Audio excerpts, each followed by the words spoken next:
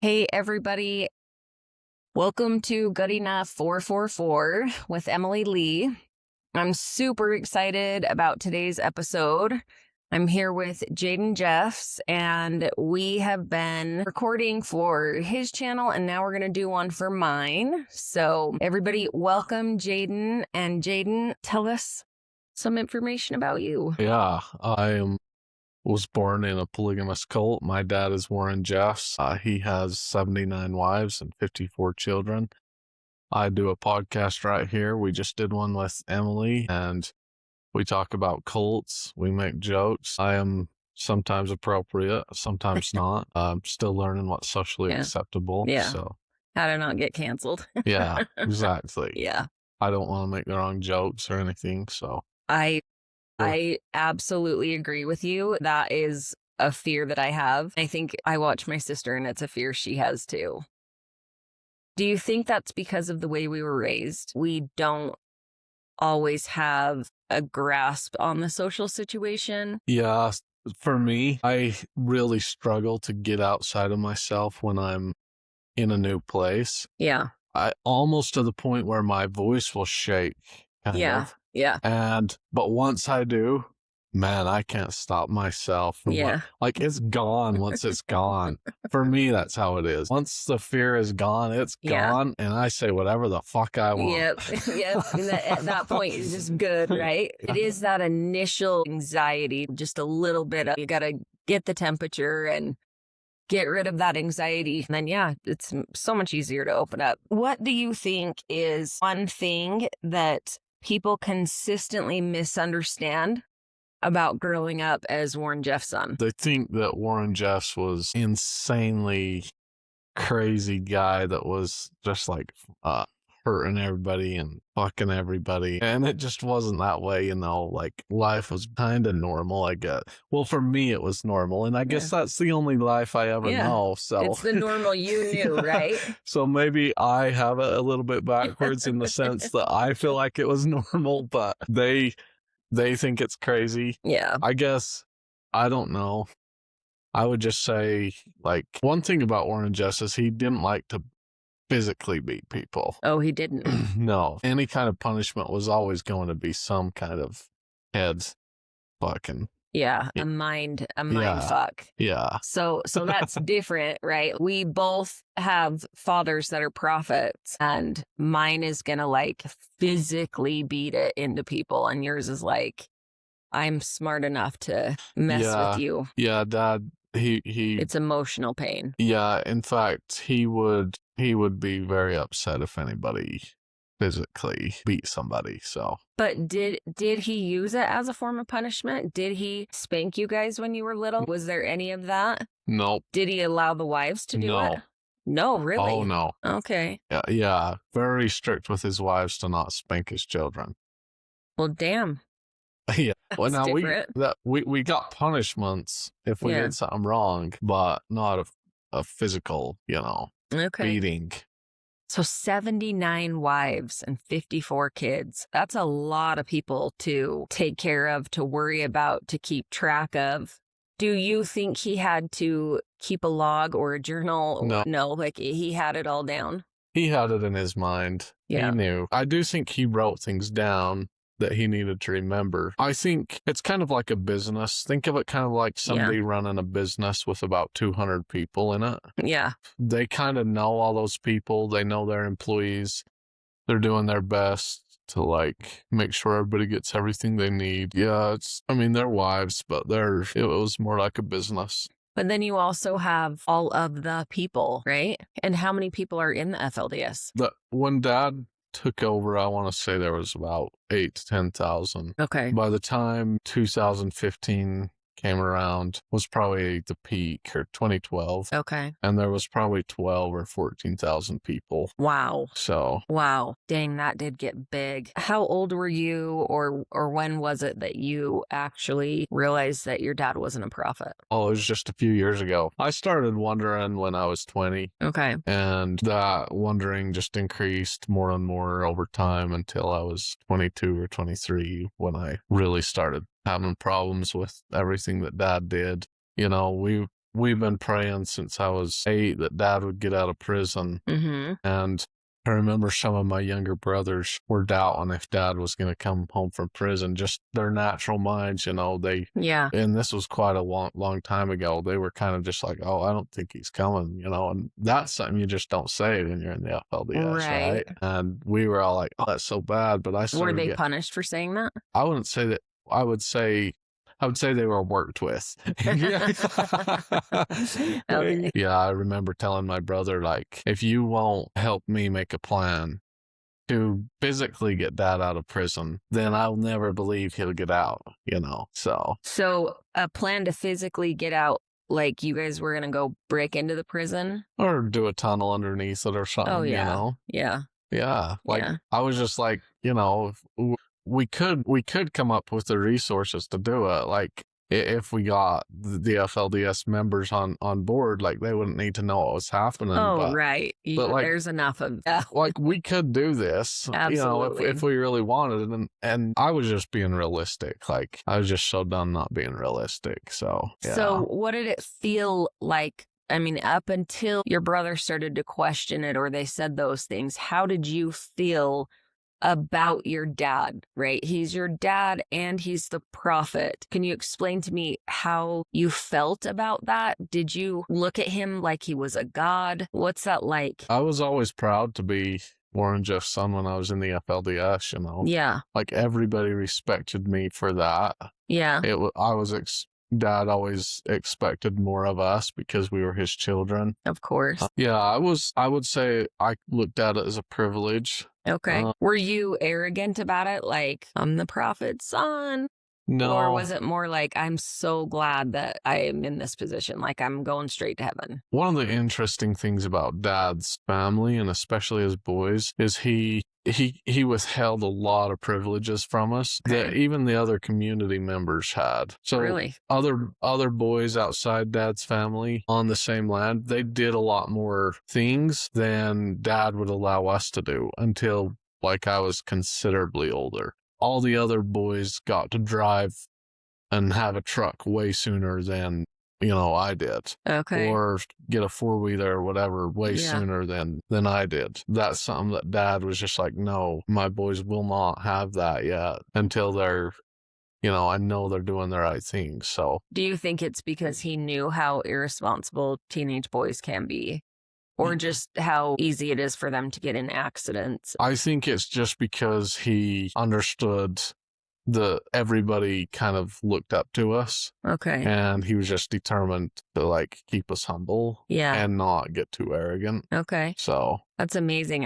I'm actually surprised to hear that he was a dad that way. Because, like, Lyle Jeffs' sons, Dad's brother, I would say they had more of that attitude because their dad, like, if they wanted something, their dad had the money and they would get it. Yeah. If we wanted something, we usually, like a new truck, we never get a new truck. Right. Unless Dad specifically had it bought for some specific thing. Yeah. And even then, it wasn't ours, it was his. Right. For, like, Lyle's boys, they got a new truck because they wanted it and it was theirs. Or a new 4-wheeler, and it was theirs. So I would say... Do you remember what kind of dad he was? Was he Lyle? Like your dad? Yeah. Was he protective of his boys or? He was more physical. Yeah. For sure. I wouldn't say super physical, but yeah, he was... he is quite the person. I don't like Lyle, personally. Oh, really? No. Where's he at now? He's back in the community, I think. Okay. But I think he has something to do with it. Okay. He's not the boss. Some people heard he was the boss, but I don't think he's the boss. Yeah. But Lyle, he was like most FLDS people know Lyle really well because and he can be funny sometimes and he can be way more straightforward than you would imagine. Okay. Like he's super, but he can also just be mean and he makes assumptions and he thinks they're right. And God, he's just like, he's arrogant. Dad is much more self-aware, I would say, than Lyle is. He understands when someone's not going to like something and he goes about doing it in a way that isn't so outrageous, I guess you could say. Okay. Like if he's going to make you do something, he's going to do it in a nicer way than Lyle. Yeah. Yeah. So you realize at about 20 to 23 is when you kind of start to, and what did that feel like? How did you physically feel and what were you thinking going through that process? I was fucked up. So we were living up there in North Dakota, and I was trying to be loyal to some degree. I remember, but I wanted to start a business and we couldn't make enough money anyway. So I was starting this business and I got internet on my phone because the FLDS don't use internet. Okay. They have no internet. Yeah, they don't need it. Yeah, because when I turned 18, my dad sent me to work for one of the FLDS companies, Okay. Phase Concrete, and they gave me a phone, but it was an iPhone. Like a smartphone, an iPhone. Yeah, it was an Okay. iPhone, but it didn't have internet. Really? How did they do that? So they have a way to restrict, like it didn't have the app store. Okay. Like They gave it to you like as it probably had the parental settings on it. No, it's more than that. It's like a software deal they do to it. Okay. Yeah, because when I decided I wanted the internet, I took it in and they have to call the office, the FLDS phone office, and get that They have to get a password to get the restriction taken off so that they can put it on my own plan. So it's intense. Like they're making sure that none of you get to see. Yeah, it's not like it's not like you're never connected to the internet. Like the apps that they put on the phone, but there's no social media apps or anything. Yeah. There's just the phone app and message app. Then they have like some stuff you need for business where you can access the servers for the business, but that's it. Okay. That's all you get. No, you don't get Chrome or oh no. no there's internet. There's absolutely no browser. Okay. No browser. Wow. So you said you were fucked up. Like physically, were you going out of your mind? What were you? I would say I was always pretty happy and I guess you could say pretty stable. But when we moved to North Dakota and I got the internet, that's when I started getting fucked up because the internet, they're right that the internet will fuck you up in the sense that you get way too much information that you can't stay. Yeah. So yeah, I just started watching YouTube videos. Like that is an experience that I can't really explain. It's like coming into a new existence. Yeah. I would watch YouTube videos from right when I got home to like 3 or 4 in the morning. I would sleep for 2 hours and then go to work. Man. And I couldn't stop. Like being young. I couldn't stop watching those things. And were they specific to the FLDS? Oh no, I would not watch anything about the FLDS. Okay. It was just about other things, just all kinds of different other things. I was following vloggers and watching different political videos and just all kinds of different. Were you shocked? Like, holy shit, there's this whole world out here. Or did you know that all of this world existed and that you were in this community of God? I had an idea that there was a whole world outside, but I had no idea about the experience of it. Like, I remember the first time I downloaded Twitter back in that day, and I was just, it's like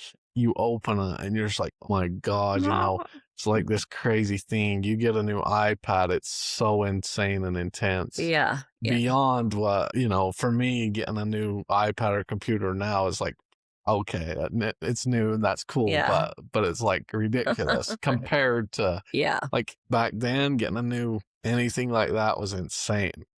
And it really opened your eyes. Well, the experience of like watching YouTube videos and scrolling Twitter, Instagram was truly insane because it had been happening for several years. Then you come along, you've never seen it, you've never been on it, and now you're on it. Yeah, it's an insane experience. You want to watch everything. Is it knowledge that you're looking for, or it's like a kid getting a tablet watching Blue's Clues? Like they can't take their eyes off the screen because there's so many colors and lights. And I would say it's knowledge, and maybe a lot of that doesn't appear to exactly come. Like if you're watching some vlogger, then you might not be learning math, but God, you're learning a lot about the world and how people think and how they relate to each other. Yeah. I would say it was healthy. It does open your eyes to a lot of what's going on around you, and you do get a lot of information from it. Yeah.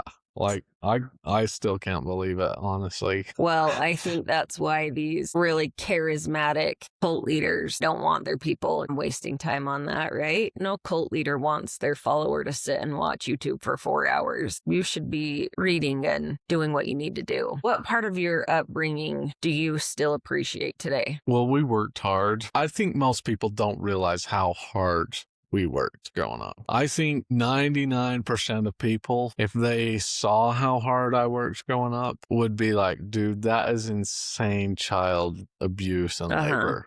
Yeah. But for me, like, I have no regrets about it. Really? You're still grateful that you had that. How old were you when you started working? I never didn't work. Like, when I was 5, we had a break, we had snacks, we went to bed, but other than that, we were working. So were you working like pulling weeds, helping to plant things, moving dirt? Yeah, so we would get up, go to Good Words. If you're 5, then maybe you start your day by going out to the garden for 2 hours. Okay. Then you come home and fold laundry for 2 hours. Wow. Then you go help make lunch for an hour. Then you eat. Then maybe you have a nap, and then you go out to the garden for another 2 hours or something. So yeah, I've been working. That's amazing. Yeah. You've been working a long time. Yeah.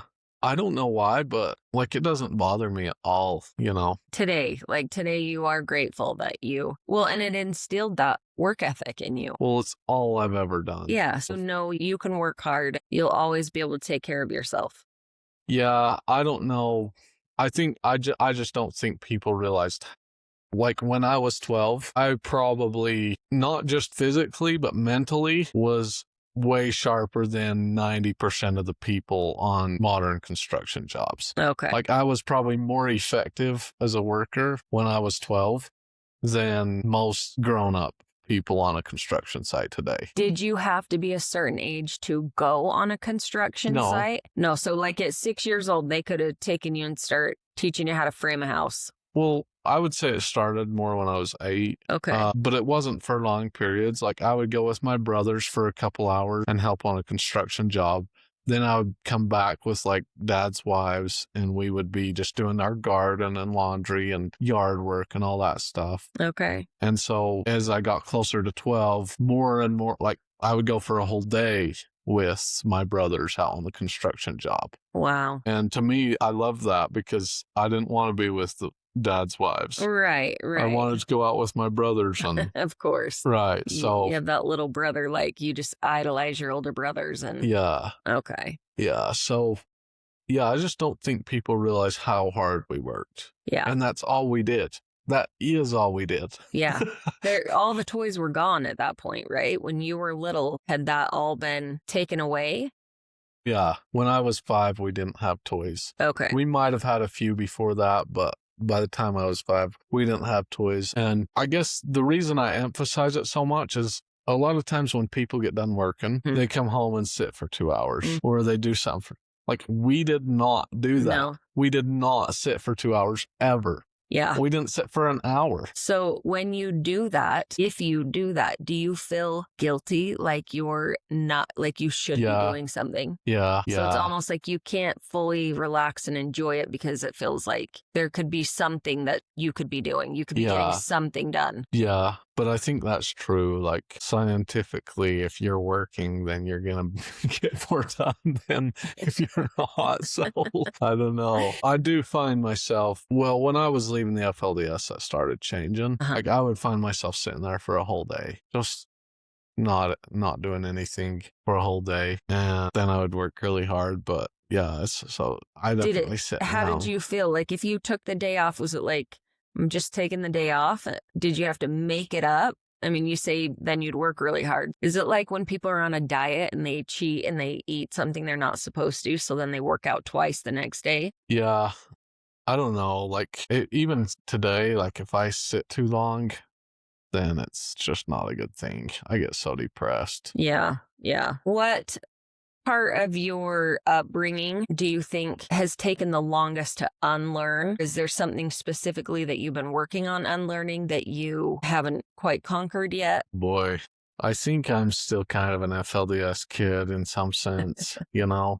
Yeah. I would say relationships are the hardest. What about them? With anybody. Okay. Yeah, romantic included, but also any relationships. Yeah.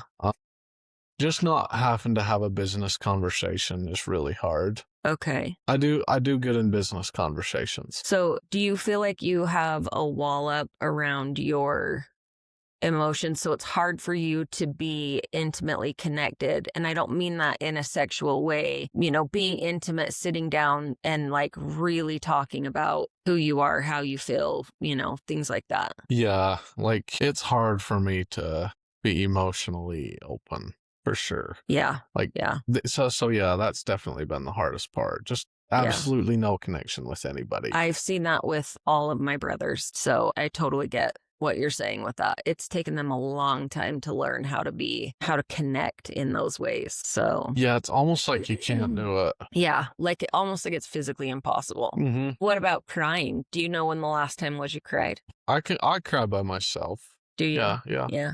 I usually like to cry by myself too. I don't cry in front of people usually. I cry all the time now, but I mean, I didn't start crying until 2 years ago, a year ago. And now I swear to God, I cry all the time. My mom's always cried really easy. Yeah. Since I can remember. She cries over anything, What number wife is your mom? 5. So she's from the beginning. Yeah. Okay. I met wife number 4 a few years back. Brenda? Yeah.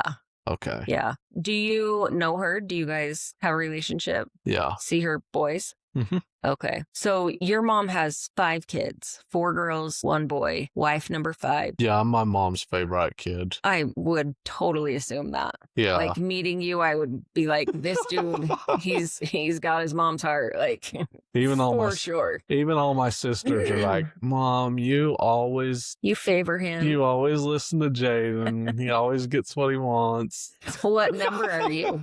2. Okay. So the second one. Yeah. So not in the middle. Yeah. Or the baby. The baby's usually who gets the most attention. She does. Yeah. Yeah, my youngest sister, she gets a lot of attention. How do you feel about your mom? Do you have any sense of obligation, protection? Are you angry at her in any way? No, I've always had a good relationship with my mom.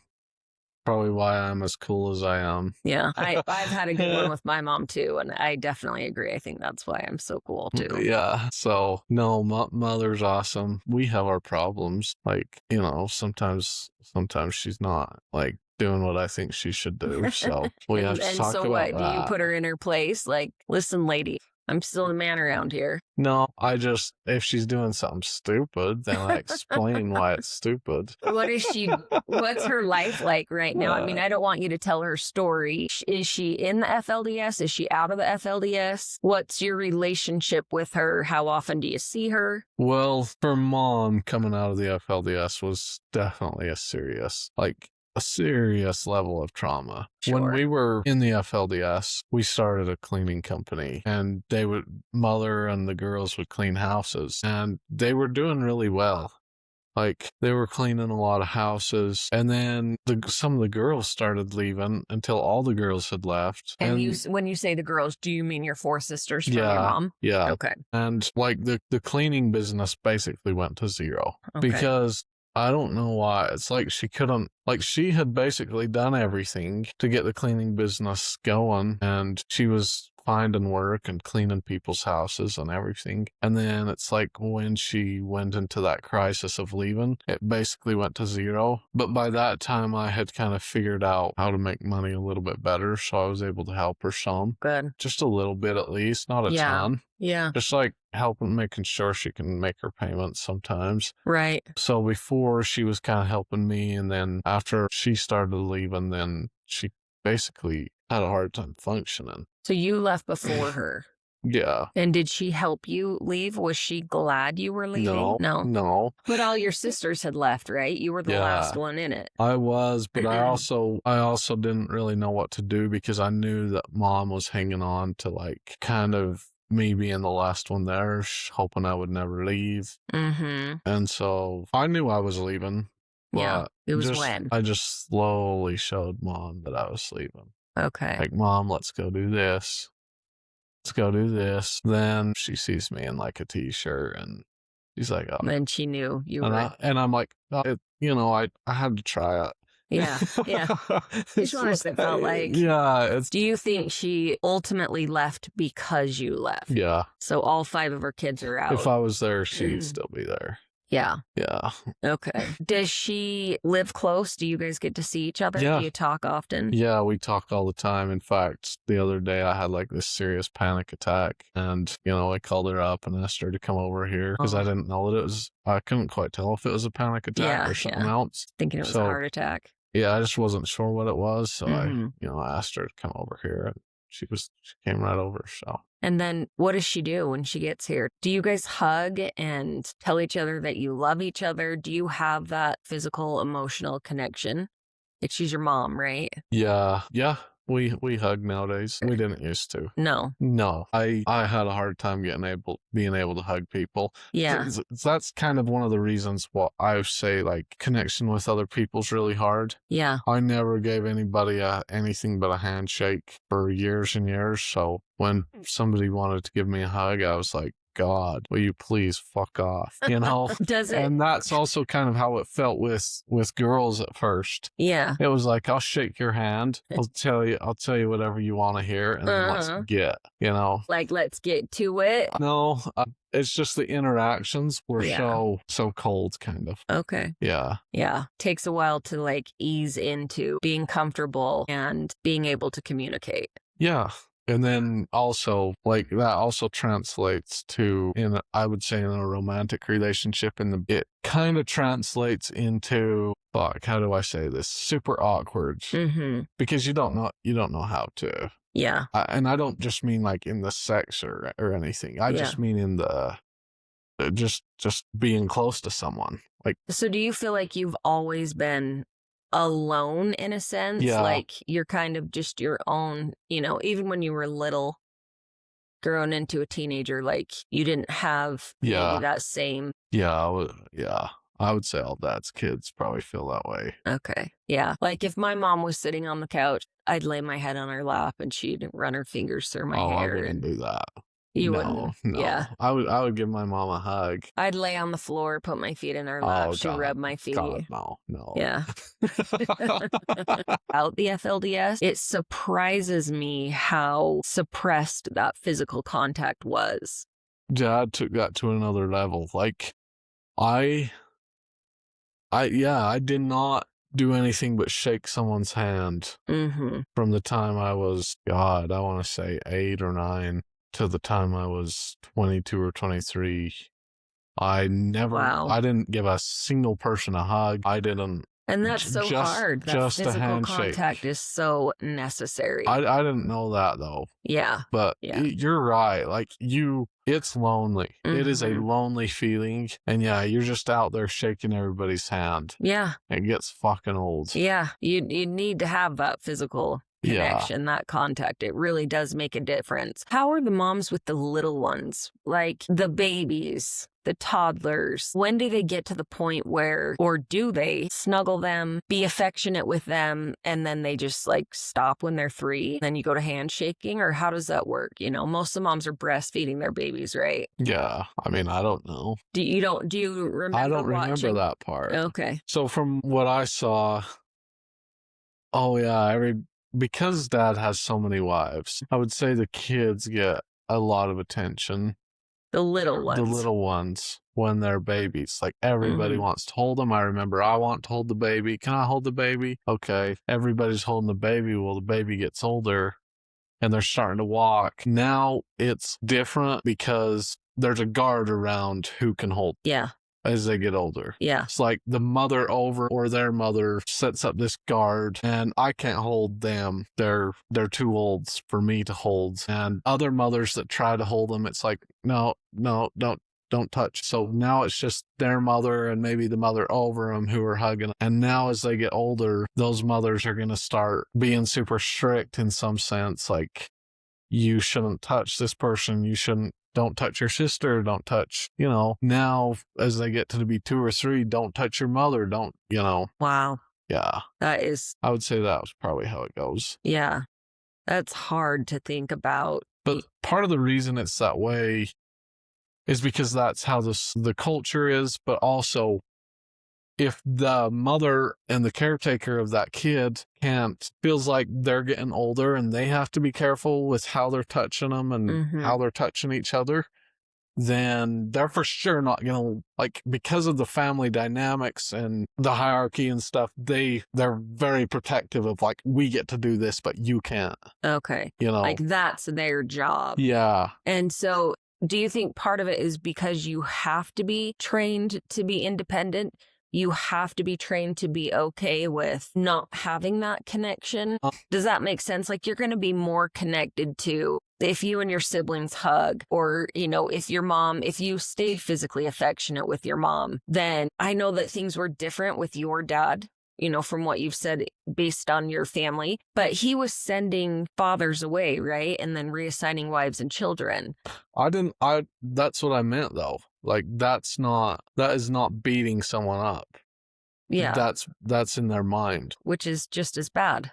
Well, that's what I mean by Dad didn't beat people up. Yeah. That doesn't mean he didn't send men away from their families or separate mothers and children. It just means he didn't physically beat you up. Yeah. Well, and then those mothers and children, if they get assigned to a new family, their whole dynamic changes. Did that ever happen to your mom? Did she ever get sent away? Oh yeah, all the time. Really? Yeah, all the fucking time. For what? It depends on which time. Usually something immoral. Wow. Yeah. So do you think it was it's just something that Warren pulls from his head and puts on that person and, tells, because I've read so many times that he would tell people you did this or you thought that, or even if they hadn't done it. I think it's hard to describe to people. People like to look at this situation as though Warren Jeffs was totally controlling everybody, and he was, but they see it as Warren Jeffs is controlling everybody and they want to be free, but they can't be. But it's not that way. It's more they want to be controlled. Well, they're controlling each other. Okay. So the control is trickling down. Yeah. So I'll tell you a story. One time, me and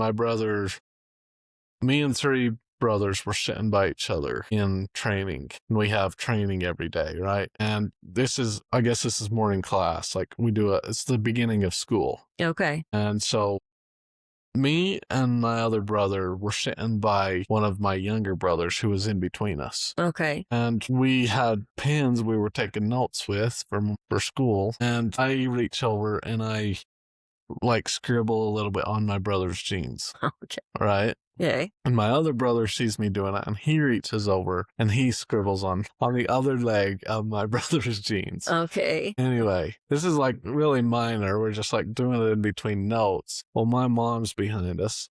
She sees it, doesn't like it. She writes a letter to my dad. She just tells him about it. Wow. Okay. And the next thing I know, a week later, I'm getting a call from Dad's brother who visits him every week in prison. And he's telling me and my other brother that we have to go for 2 weeks because we wrote on our brother's jeans. Do you remember how old you were? Yeah, I was 12. And where'd you get sent away to? So we were in Texas, and we got sent to South Dakota. Wow. So but I would describe that as everything. If my mom was doing something that 2 of the other wives didn't like or disagreed with, yeah, they would write to Dad, and she would probably get sent away. Okay. And dad really does understand human nature. Yeah. I think. Yeah. Like, he could tell when people were trying to just get someone sent away. Mm-hmm. And a lot of times he would send them away. So, like, somebody writes to dad and says, this person is doing this. A lot of times he'll send that person away because they're trying to. Do you think he ever got burned out on the it's like tattletelling all day long? Because 79 wives and 54 kids. I mean, you'd be hearing some shit regularly, I would think. Yeah, you're dealing with a lot of manipulation from everybody, even though they don't know it. Right, exactly. I think he saw through a lot of it. Yeah. I have no idea. I do think he is incredibly smart, and he does understand human nature, which is why he was able to manipulate things the way that he was. Yeah, and to be in prison now and still have that type of control. Yeah, it's crazy. So when people think of the FLDS, they don't realize how much of the tyranny comes from the members themselves. Yeah. And once somebody leaves, they never want to admit that they were a part of that system. No. I'm different. I'm like, yeah, I was fucking part of it. What the fuck are you guys talking about? Like, I hear a lot of dads' wives now talking, and they're like, oh, we didn't want to do that, and we didn't want to do that, and we didn't want to do that.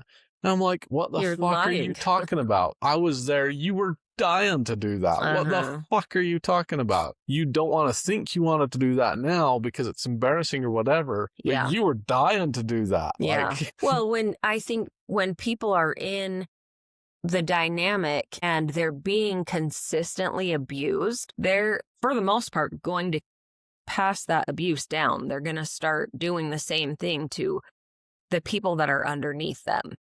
I think the majority of people will become abusers. I think it's probably rare that they don't pass that on. Yeah. The things that would happen in Dad's family if they weren't kind of broken up sometimes or sent here and sent there. Mm-hmm. Like, Dad was always sending his family here and there. If that didn't happen, the fights would get so intense. Like, so it was part of his way to keep things under control. Yeah. I remember, like, a group of mothers and children would get together, or the children against a certain mother, or against a few mothers, and they would be so determined that, like, they would just be making problems, whatever problems they could. Just to piss that person off. And so, like, I remember that we had to be civil, but there was times where it would just, like, people would get so past it that they would start doing insane things. Like, one mother was in a fight with a group of the girls, and she was so determined that she was going to win this. She was winning, but they took it so far that the mother took the fridge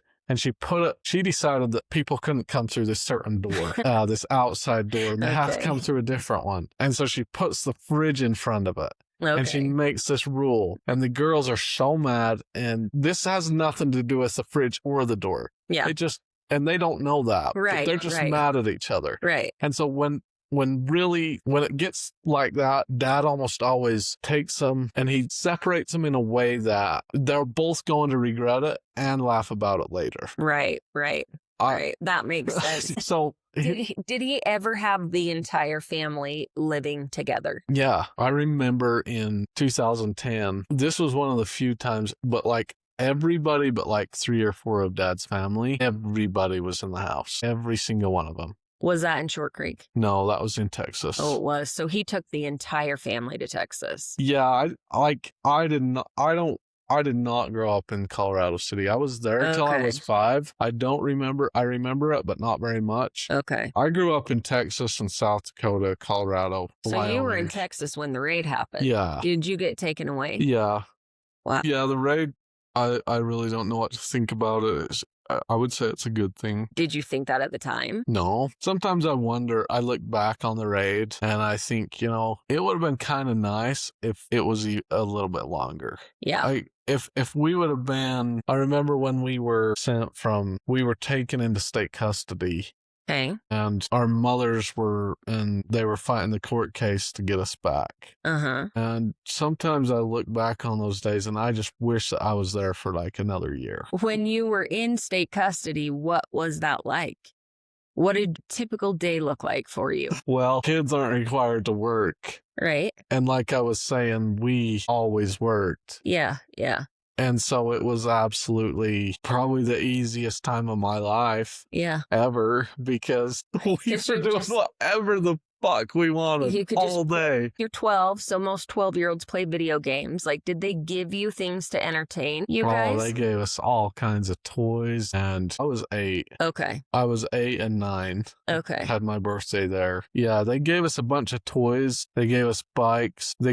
And then we moved to Cal Farley's, which is kind of a ranch deal. And there they gave us fishing poles. And wow. Literally, we would wake up, eat breakfast that they made. You didn't have to help for an hour. We did not even have to help make breakfast. Did you have to help clean up breakfast? Sometimes. Okay. So sometimes we would help clean up. And then we could go fishing. We could go play tag. We could go wander through the trees. We could do whatever we wanted. That's amazing. All day, you know? Yeah. Which was you come from a labor camp and now all of a sudden it's like you can do what you want. Yeah. Yeah. So were you in like a foster situation or was it a group home? Who was taking care of you and how many kids were with you? Okay. So when we were taken from Texas, initially we were with the mothers. Okay. All Dad's wives came. Okay. But my mom wasn't there because she had actually gone to see Dad in prison. Okay. So she wasn't on the land. So I was just with one of Dad's other wives. Okay. But they put us in this big building. The first night they just put up a whole bunch of cots. Okay. We were all sleeping in there. Didn't really know what was happening. They were questioning different people. We were there for a week. Then they took us to these shelters where this historic shelter site, and they set up all the cots again.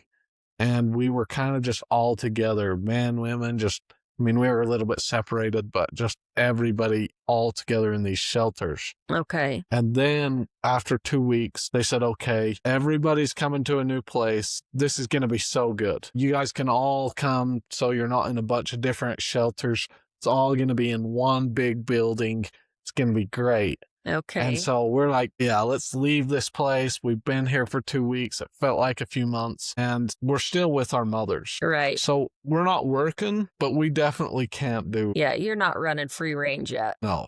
Yeah. Well, so we get on these red carpet buses and we drive over to this new place.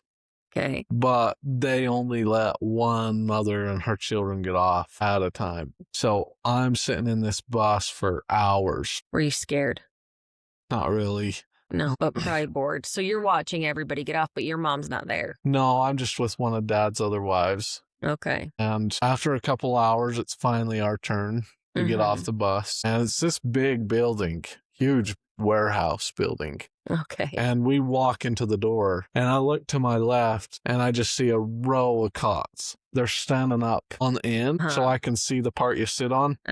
But they're just leaning on their feet. Okay. And it's just like a whole row of cots. Okay. And it's really loud behind there. Like I can hear everybody. And in front of us, there's just like probably 20 police officers and a bunch of CPS people. Okay. And we walk up. They kind of have these lines where you walk. We walk up. They tell this mother I'm with that her name was Mother Kate. Okay. They tell her, we need to talk to the mothers for a few minutes. The children are going to go over there. Ugh. But when we walk in, some of the children push over the cots. Okay. Just a few of them. Yeah. And they yell like, they're separating the children. Anyway, so we have no, there's 20 police officers right there. Right. You're doing what they say. We have no option. Yeah. So she goes into the other room. I can see like a whole group of mothers in there. They're all sitting on benches, but they just close the door right as she goes out and they put me over there. They put a wristband on my wrist and, just put me with all the children. And that's when they separated us. And so this place was probably the most unwatched place because there's just tons of kids. And this is where they bring tons of toys. Like, you can do whatever you want here. Yeah. In the building. You can't leave the building. So why did some mothers and their kids get off in other places, but they took you guys to the building? and separated you there. Do you know that? Yeah, if a mother had kids under 5, then they took them off the bus and put them together in a different building. Okay. But if they were over 5, they separated them right then. Okay. Later, they separated all of them too. Okay. Oh, they took all of the kids under 5 also. Yeah. So I read that CPS was really upset because they had a lot of the women and children that were just at the point where they probably wouldn't have gone back. They were ready to be out and stay out. I don't think they were that far. Okay. But so we were at this place for probably a month. Okay. Were you sleeping on cots, like in an open room? Yeah. And then what was the bathroom situation like? They had a bathroom trailer. Like men's and women's and... They had a bathroom trailer for the showers. Okay. But the building was big, and I think it just had a big bathroom area. It was just like a normal stall bathrooms. Yeah. Because you're basically in like a warehouse. Yeah. Okay. So I don't think it was really a problem, the bathroom situation. But when we left there, then we went to FLDS, and then some of my older brothers were kind of over me, so we didn't have quite the autonomy, but we still basically did whatever we wanted. Yeah. But I just say, like, I sometimes look back and wish that it would have been a few more months or another year. And what would that have done for you to have a few more months or another year? Just because you needed that break from the working, or do you think that would have changed your mind mentally? I needed the break from working, and I wish I could have. I wouldn't have wanted to not see Mother. Yeah. But I still wish I could have just been in normal life more. Yeah. Well, you're 8, 9. I mean, 8, 9 is at the age where you're really creative and you're investigating. When I was 8 and 9, we played at the canal by my house. We made up all kinds of games. There was a rope swing. We would leave the house in the morning-ish, and we didn't come home till the streetlights came on. So we were really inquisitive. We wanted to know where things were at. I mean, we were literally running the streets and then coming home when the streetlights came on. So I can imagine at that age to be given a little bit of autonomy and then to have it taken away. Yeah, it would have really changed my life if it would have been a year long. Yeah, I don't think you would have wanted to go back. I wouldn't have. Yeah. Because I would have, the thing I really wish is that I could have played some sports at that age. Yeah. And just done more normal things at that time. But I completely understand that, because I didn't get to go to dance or do things like that. I did play basketball my 9th grade year in school, and my mom was really supportive of that, but that was the only sport that I played. But I can imagine where you guys are literally working all the time. Like, you're not even having family softball games or doing anything fun. Absolutely not. Not even tag. Missed all of that. So now as an adult, like, let's go to the park, right? We need to go play tag. We need to go play softball. These are the things that it's good for us to do instead of going out and partying and doing drugs and sleeping with a bunch of people. I mean, in my mind, right, this is the way that my brain thinks. I think it's good, even as an adult, to go and do those things and experience those things. And also to grieve the fact that we didn't get those experiences that we should have gotten as children. Yeah, I agree. I'm really grateful for the raid in that sense. Like, a lot of people ask me about it, and they're surprised to hear me say, like, I think it's a good thing. But, like, the more I go and the more I think about it, like, I am so grateful for the raid. Yeah. Were you scared initially when they initially came in and took you? Was that scary? Of course. Yeah. I mean, that was just a SWAT team, like 100 dudes coming into the room. So with, AR-15s. So, yeah, and I was are they scared. yelling at you like they would like a grown man, or are they being a little more tempered? Well, okay, so when they came into Dad's house, they surround the house. We see that they're going to come surround the house. We all go inside. We lock all the doors. Everybody goes to the living room and starts singing. Wow. It's just what you do, I guess. Okay. Start singing hymns. The police are at the main door trying to get in, and it's like 10 officers right there, and then there's like 15 down below, and they're ready to start breaking in because they're knocking, they're trying to... And nobody's coming to the door. Yeah. One of Dad's wives goes over there. I have no idea why she took her kid with her, but she took her like 2-year-old kid with her. No. Yeah, she opens the door. You know, they're all pointing their guns at her. Yeah. 'Cause they don't know what to expect. Right. Yeah. And she has this kid, and she says something like, "How dare you point your guns at my kid," or whatever. Mm-hmm. Anyway, they all come in. It's got to be over 100 officers. Wow. Because they see everybody's kind of already gathered to the living room. Mm-hmm. It's a huge house. It has over 50 rooms, you know. And they've got to clear every room. So they sweep the whole house, and anybody they take to the living room. They take everybody to the living room. Nobody's allowed to leave the living room. And if you try, they will shoot you. They probably wouldn't have shooted you, but I think they would have manhandled you. Well, yeah, so... Shot. Yeah, shot. Well, when we were leaving the living room, then we needed to get our shoes and stuff. But yeah, one of my brothers went running down the stairs, and this officer like, no, you're going to get shot. Anyway, So it could have happened. I mean, they've all got guns and their fingers on the triggers, and they're probably all scared. They don't know what they're coming up against, but... Yeah, but in the living room, what happened is a CPS lady stood in front of the room and said, "We are going to take the children. If the mothers want to come, then you can come." And everybody's like, "No." And there was some men there who were just on the land. Mm-hmm. In your father's living room. Yeah. And this man he was a bishop's counselor. Okay. He stands up and he's like, "No, you can't take anybody till there's a lawyer." Anyway. And the CPS are like, "Let's go." And the officers are like, "Let's go." And he's like, "No, we demand a lawyer." And he told everybody to say that. So everybody says that. Anyway, they call a lawyer, and the lawyer's like, "Yeah, if the police are there telling you have to go with them. You have to go." Anyway, the CPS people talked to the lawyer, then the lawyer talked to this man, and in 15 minutes, we were all going out to buses. Yeah, okay. So they're taking you out one by one, like in a line, or did they separate you guys, like whose kids are whose, you know? No, they had no idea. They said, "We are taking the children. We don't need the adults to come, but if the mothers want to come, they can come." Okay. My mom wasn't there, so one of Dad's other wives basically claimed me and said, she was over me. She was my boss. Yeah. She said, "I'm coming with him."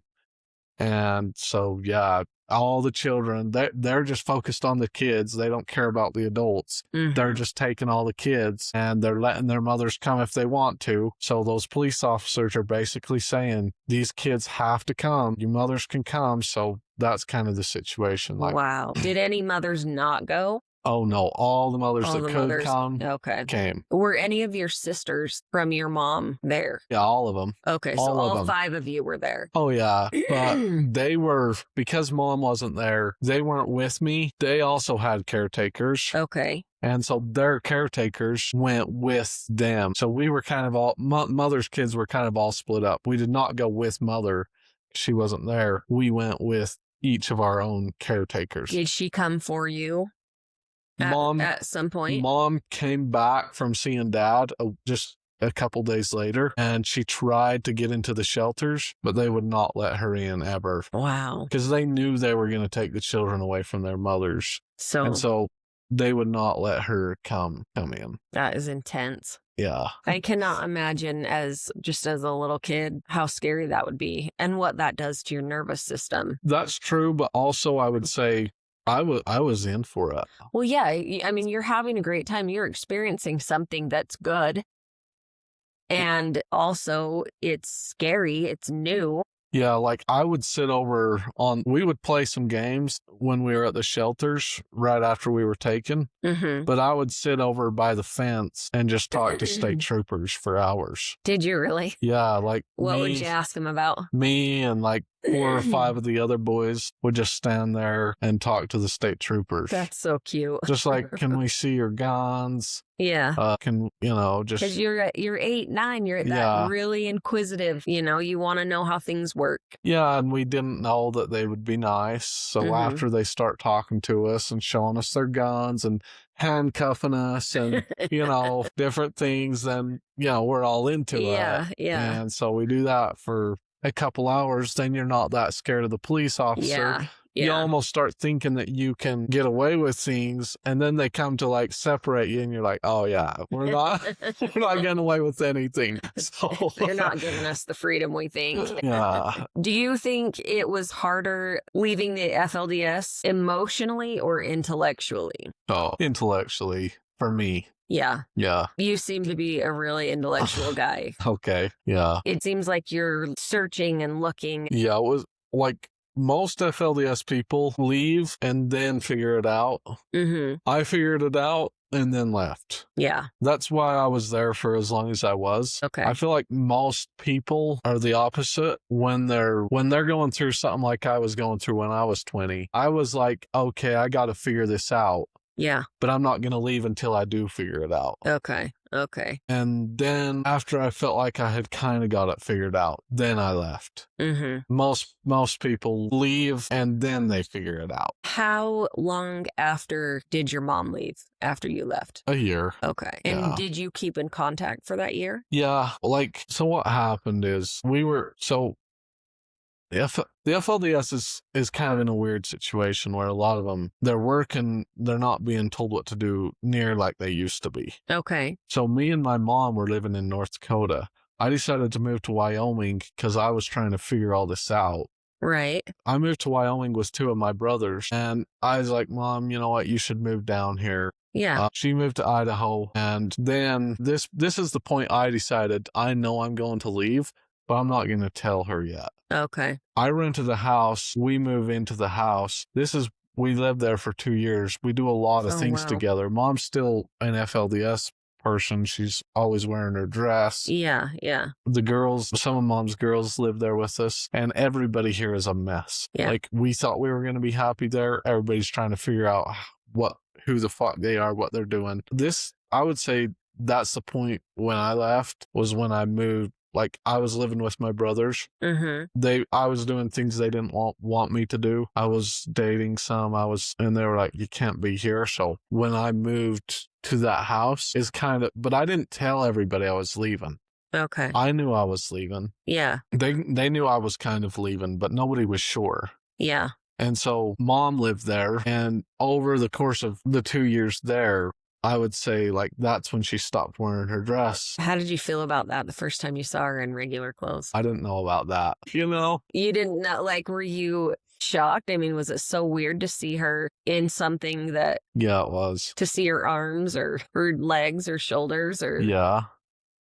Did she ease into it, or did she just go... She wore blouses, you know, FLDS to a blouse is good progress. Yeah, for sure.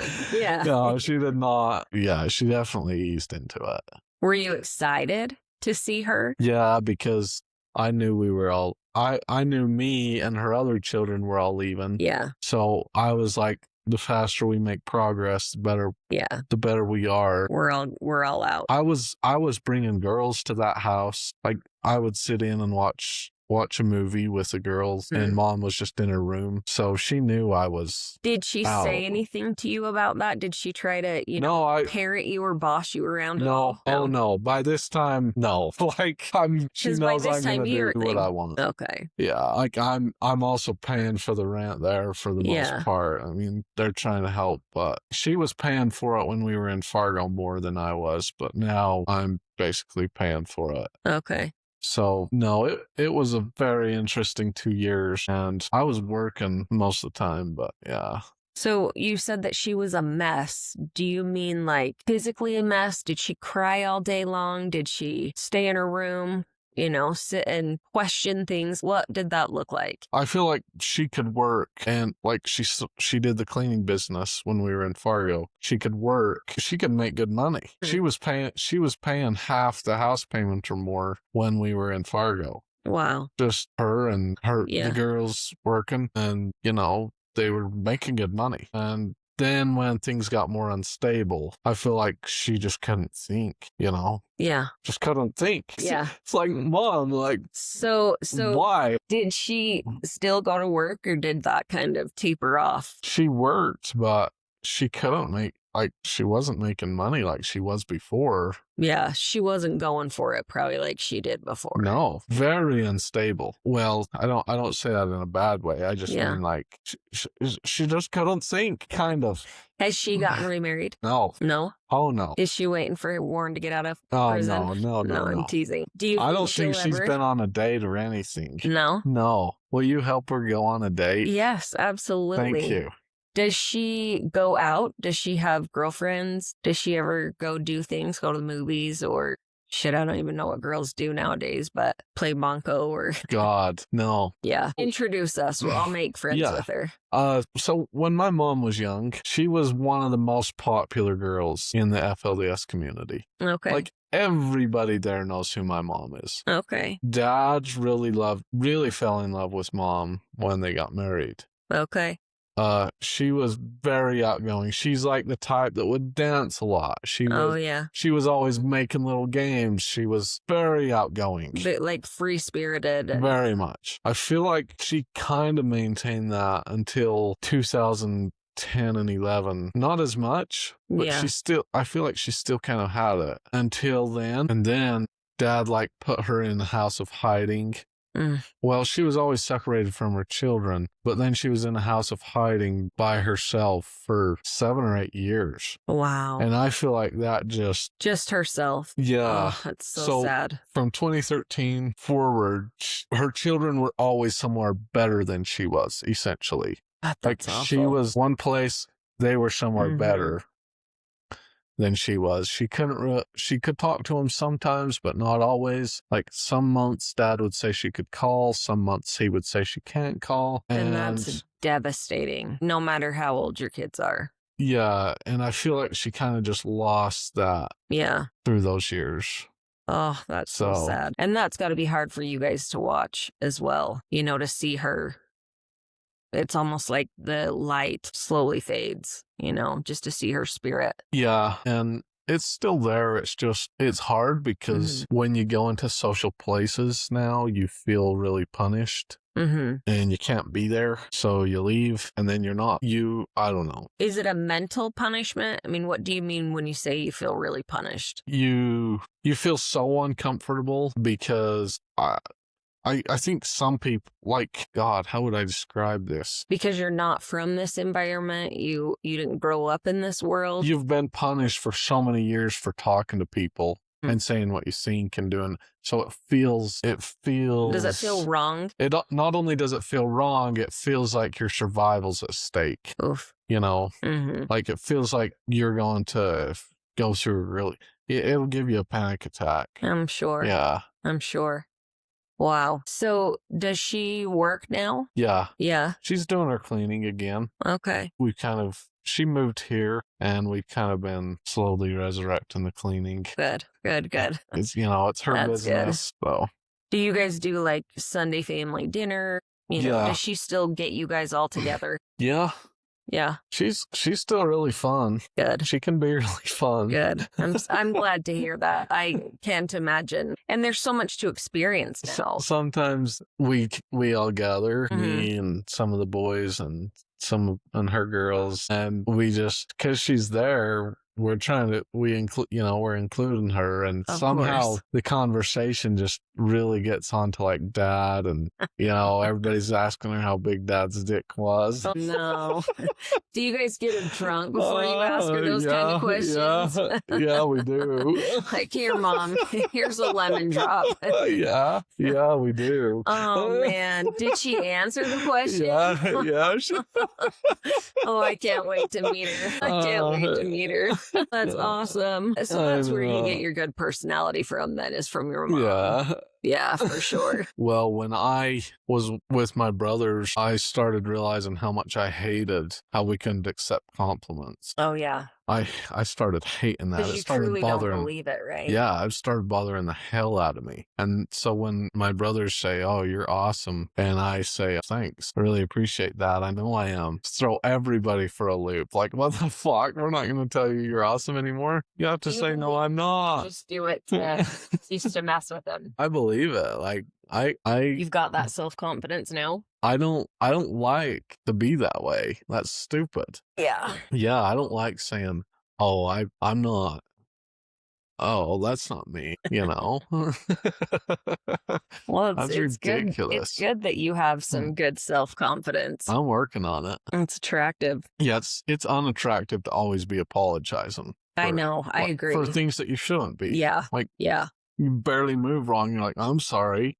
Yeah. You're sorry? Well, when you've had someone that is over you, like everything you do could be wrong or is wrong, when you never know, then you're sorry for everything. So I think I've gotten semi better with it. And then I get in a situation like this and I realize how often I say it. And I'm like, I got to work on that. Yeah, I think attraction is partially in authenticity, but not really even that. It's just in the self. Like, when you see a dog, part of the reason why people are so attracted to dogs is because the dog is so focused on itself and its own happiness. Mhm. People think that's cute. They think it's cool. Yeah. When you're the opposite of that, Yeah. when you're always saying sorry, it's people, they hate it. Yeah. They steer away from it. Even though they want you to be like that Yeah. to them. Even cult leaders, I notice this about my dad a lot. The people that say I'm sorry, he punishes the worst. And he wants you to say sorry. He's trying to get you to say sorry. He craves people cowering to him. But the people that don't, the people that are focused on themselves like a dog is, he loves it too. He lets it go. He can't help but interact with them more. He can't help but he wants to get them to the point where they're saying sorry. Do you think that he has educated himself some way, like in psychology? Do you think that he knows when he's being manipulative either way? Do you think he knows that he's manipulating? The more I think about it, the more I think he probably knows. Yeah. When he was a young man, from the time he was 25 to the time he was 40, he was super into books on manipulation. Really? Specifically reading things about how to manipulate. Wow. Yeah. He was really into them. Like, he was also really into religious books too, but he read everything about manipulations. So when you say religious books, like FLDS books, Mormon books, anything like that? Yeah. So, like, he had a mix of being interested in really religious Mormon history. Like, nobody knew Mormon history better than he did. Yeah, I've heard that he was so smart. He just really educated in all of that. He was so into it. And he knew all the anti-Mormon literature too. Like, he read it all. Do you think he believed in Mormonism? I do. Yeah. Yeah. But he also was he was very into any kind of manipulation books. Yeah. Like, even all of Hitler's books, he would read all those. You know, any cult leader he probably studied. Okay. So. Do you ever go see him? No, he doesn't let me. He doesn't? No. Because you're not in the FLDS? Yeah. Can you send him letters? Oh, I can send him a letter. Have you sent him anything since he's been in prison? Yeah. Oh, yes. I read him a letter every week when I was in the FLDS. Okay, but since you've been out, have you communicated with him? I wrote him my last letter a while ago. And you knew, like, this is it. This is my final letter. Yeah. Has he responded No. to that? No. Yeah. Because once you don't like him, then, like, you don't exist. Yeah, I would like to talk to him or do an interview with him, but I don't think you will. That'd be amazing. That'd be amazing if you could get him to do an interview. Yeah. It really would. And he has the ability to do that, right? He's got FaceTime video and all of that. What does he have to lose? Yeah. He's gonna die. Right. He's gonna be in there forever. Yeah. So, you know, it's got to be. I honestly wouldn't be too shocked if he just ended up doing it. Yeah. It's a possibility. You just keep putting it out there. Yeah. Keep telling your family members that you want him to do it. And I haven't really tried, I haven't gone to him or to the prison and requested it. Okay. Do any of your sisters keep in touch with him? No. No. So any of you that are out, just No. You don't exist anymore. No. He does not talk to us. Did you say that he still has like 50 wives in the FLDS? Yeah. So who? It's harder to leave if you're one of his wives. Yeah. If you're one of his children, it's not as hard to leave. Really? What do you think makes it easier? If you're one of Warren Jeffs' wives, well, for one, you grew up there. For two, you got married to Warren Jeffs. Mm-hmm. And I also don't think people understand the intensity or spirituality that maybe they felt around Warren Jeffs. Yeah. They're very loyal to him. Yeah. I can't talk about Dad's wives too much, or I'll get myself in trouble. So you'll get us both canceled. Yeah.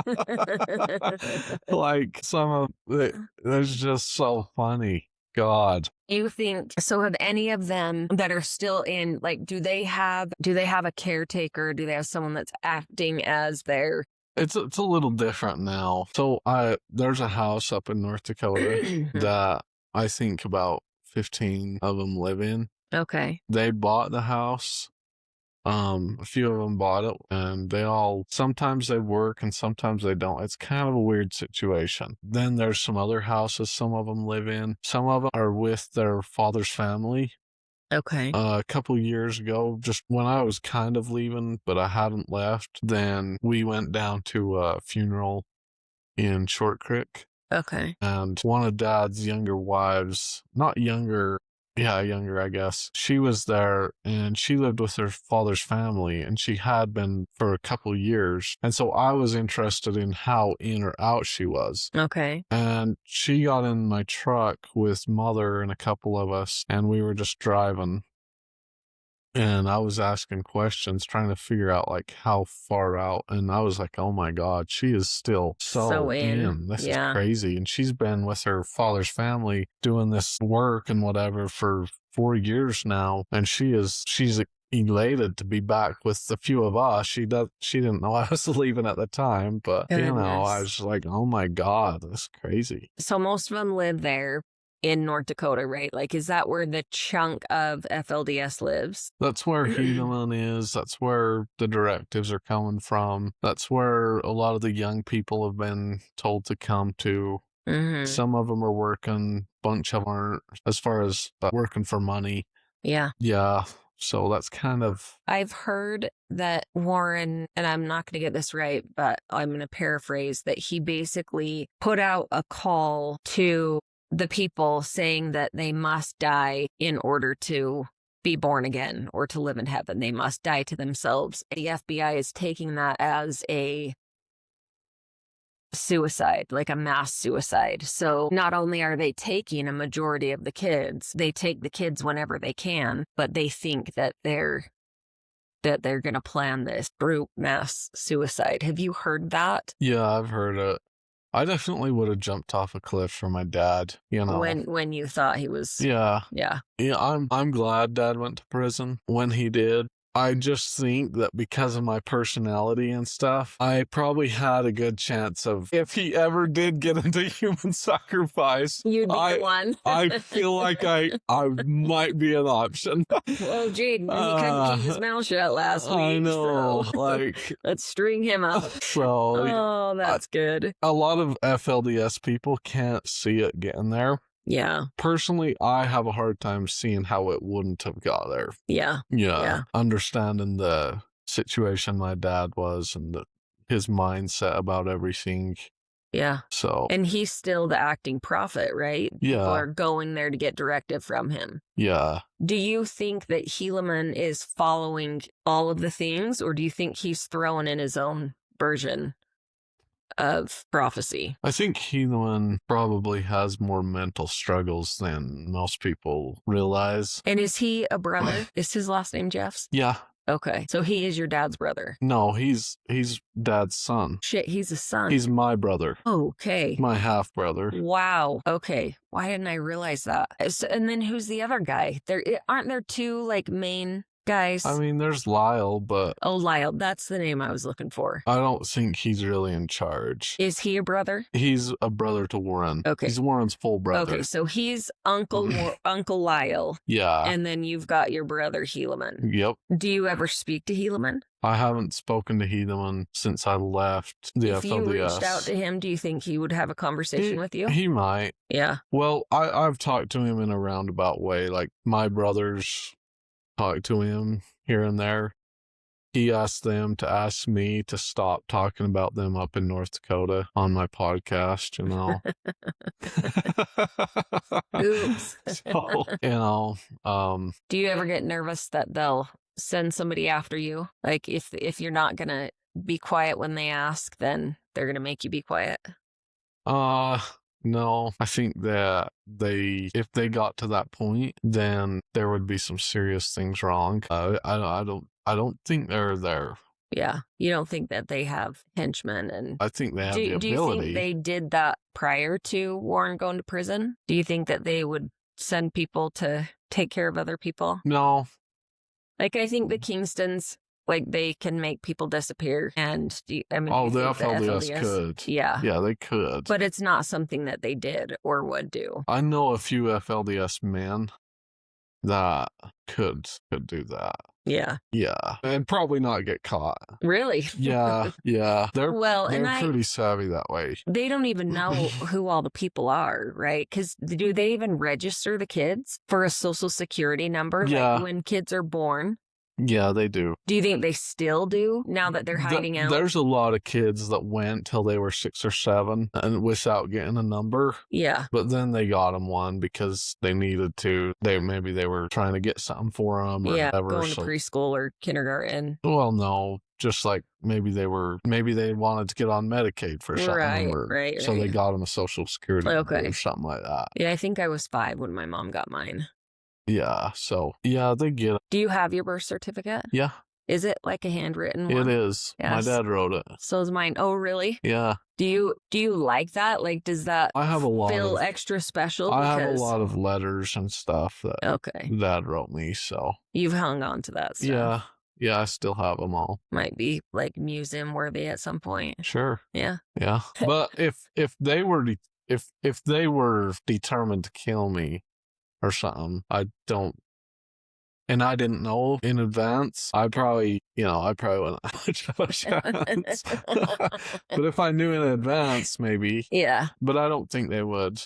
I think the AUB has that ability also. I think each different sect has its own like built up army, if you want to call it that, and also people that are just crazy enough to do it. You know, you just get that one fringe person that's just enough of the crazy. I would almost be more worried about someone really getting into mental health problems. Mm-hmm. Yeah. Yeah. Yeah, I could see that. Yep. Okay, what do you think surprised you the most about the outside world after you left? Probably the logic and relationships people have with each other. So is it a good surprise? Or is that's a little bit harder? I don't know. Like, I just did not understand how people... Well, I didn't understand how similar it was to the FLDS, but I don't know. How the outside world is similar to that? Well, relationships. Yeah. Okay. They're hard. It's hard to...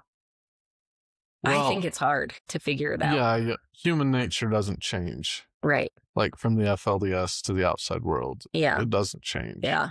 It's all the same. But I think if, like, I look around and I see people and it just seems like natural and easy, you know, it's like just comes to some people in a certain way. And I don't know, as a plig kid, I'm like, how do I be feminine? How do I flirt? And, you know, like, I don't know. I tell you what I do. So have you ever seen the TV show Teddy? Yeah. You know, the teddy bear? Yeah. He says a lot of vulgar things, and he's not embarrassed about it. No, and he gets all the ladies. So I just need to quit being embarrassed about cursing and just roll with it. Yeah.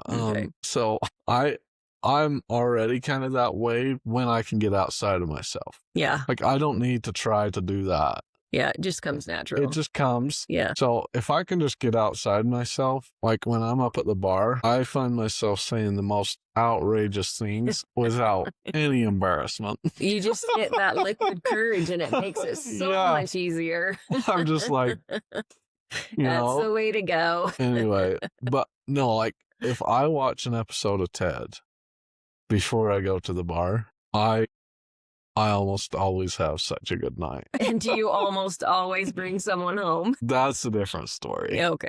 We don't have to get into that. Are there any beliefs that you expected to lose that you actually kept? Or are there things that you do in your daily life that you did in the FLDS? Sometimes I look back on something Mm-hmm. and I'm like, Dad was right about that. I grew up listening to Dad every day for a couple hours. For a couple hours. So sometimes I wake up and like the first thing I hear is some of Dad's words going through my mind. It's still there. Yeah. The other day I woke up and I remember Dad saying, when you wake up, you should jump out of bed within the first 5 seconds of when you wake up, or you already made the decision to be lazy and your whole day will be that way. And I was like, you know what? That's pretty true. I'm going to jump up within 10 seconds, And are you like, thanks, Dad? Yeah. I'm like, Dad, you're probably right about that. You were good. Yeah, that was right. Like if I stay in bed for 1 minute, then I stay for 5 or 10, then I finally get up, and then my whole day's like that. Yeah. So like jump up within 5 seconds and get going. Yeah. And then make your next decision within 5 seconds. Then now, do we need to pray and all that? Probably not, but I heard you say earlier that you don't know if you believe in God. So I was going to ask, how has your understanding of God changed since leaving? Well, I'm not a Mormon anymore. I don't know that a planet's going to be mine. I used to really think I was going to have a couple of them. Okay. I don't know if I've upgraded or downgraded, but maybe getting closer to truth is an upgrade. So planet or not, I don't know. I don't really believe in God. I think intellectually, the arguments for God are kind of stupid. Okay. They're kind of stupid. But what arguments? Like me and you could have a moral argument about where morality comes from, whether does it come from like survival and biology, or does it come from some place in the universe that's fundamental to physics, maybe. We could have all those kind of arguments. As soon as we bring a man into this or some person, our arguments start losing pace really fast. But the other thing is, the instant you take morality, like there will always be some sort of moral compass to follow. Right. Whether it's because me and you understand that we decide that. Yeah, like, oh, we can live together better if we both have each other, so we're not going to kill each other. Right. Or if we believe that God said to do something. The thing is, anytime you say that God said or this higher power said or somebody said, it can always be manipulated further than if it's just, hey, me and you need to survive together. Right. Do you believe that there's a creator? Do you believe that do you believe in evolution? Or do you think that we were actually created by a powerful being, entity, whatever you want to call it? I think that we are floating in space on this world. All the planets around us don't have life. And probably in several billion years, there probably won't be life here either. If we make it to somewhere else, good for us. We have evidence that hundreds and thousands of species before us have gone extinct. It really helps us to assume that we are above that, but we're not.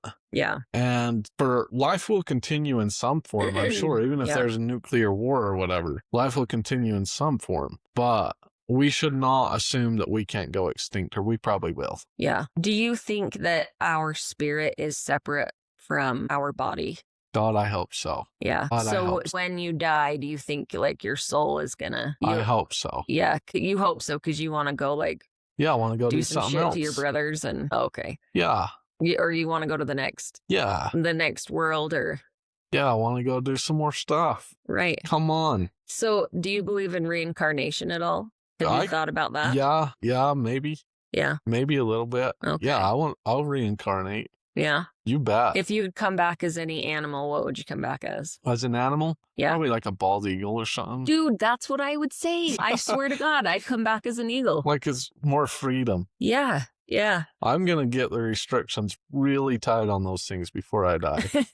So nobody can shoot me. Right, exactly. Okay. They can see more colors and they can fly, they can live long. Right. Like they are at the highest point and nobody's taking them to, like, having the ability to fly.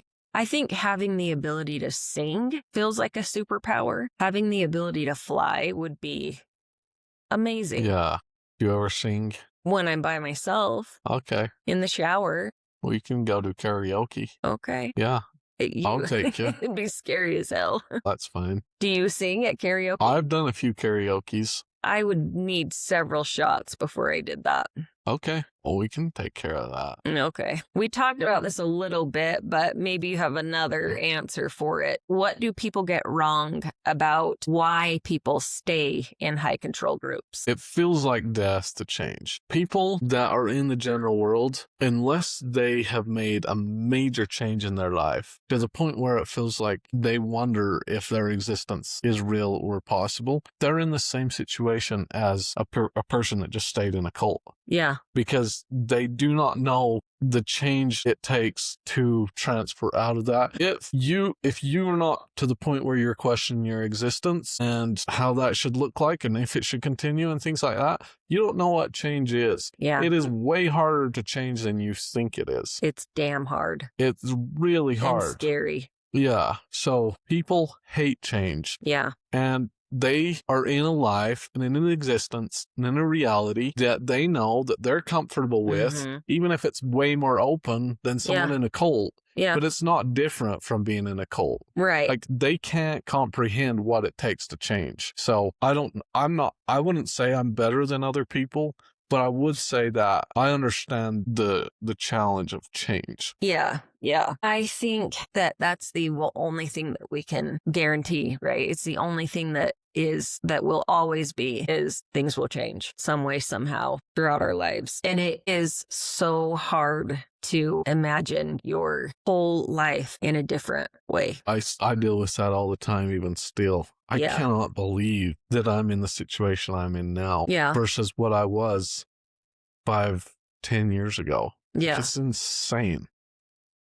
I look at my life 5 years ago and it blows my mind where I'm at now. I mean, even 2 years ago, things are so vastly different and it's hard. Like for me, it's really hard. I've been doing a lot of grieving of that. I'm so grateful for the change. It's hard to get through. It's emotionally kicked my ass. And I know that my life will be better on the other side. So I'm happy to continue with it, you know?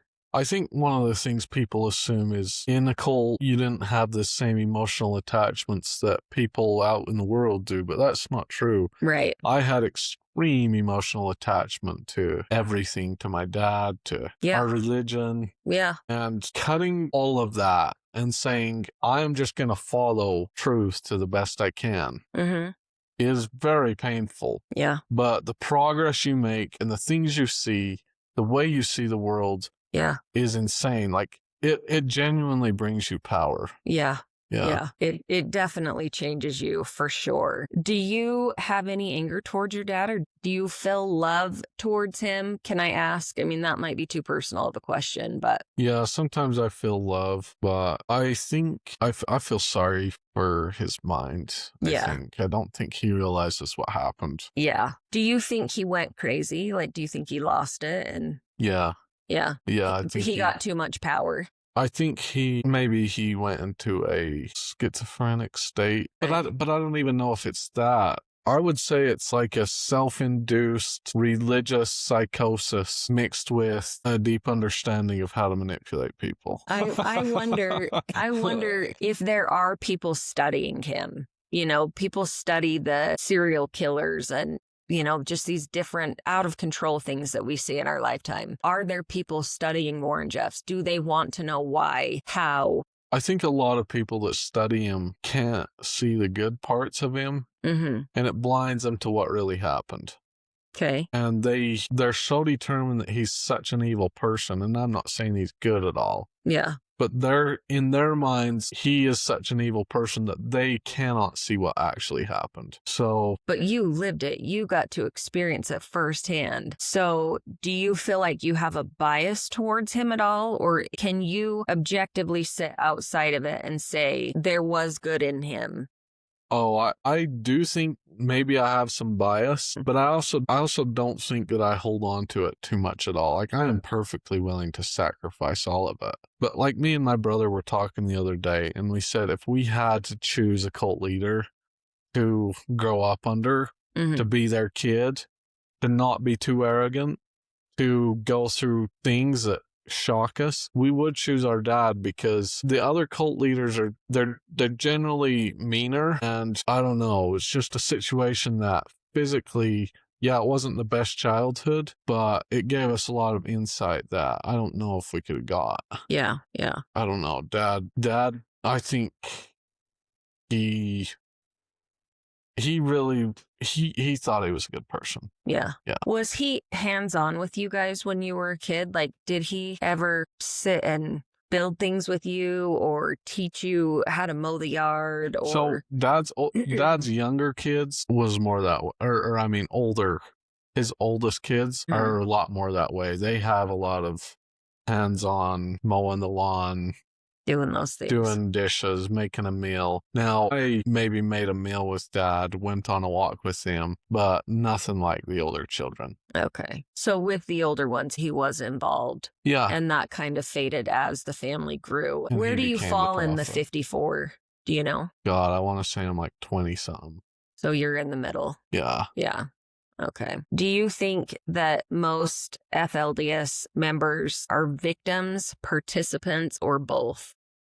Both. I would, even for myself, it would be very hilarious if I was like, I did not participate in the mindfuck of the FLDS. Like, Yeah. I was there. I was so into it. Yeah. I was like, let's be faithful. Let's do this. You know, I was one of the most into it people. To say that I wasn't, I would just be lying to myself and everybody else, and then I wouldn't know the correct path, and I wouldn't understand myself going forward. Most of the FLDS people, are they victims? Probably. Like, we're all victims to our circumstances. Yeah. Like, so maybe that's a good thing, in the sense that if we can accept the truth about being part of it, yeah, then we understand ourselves and everybody else better.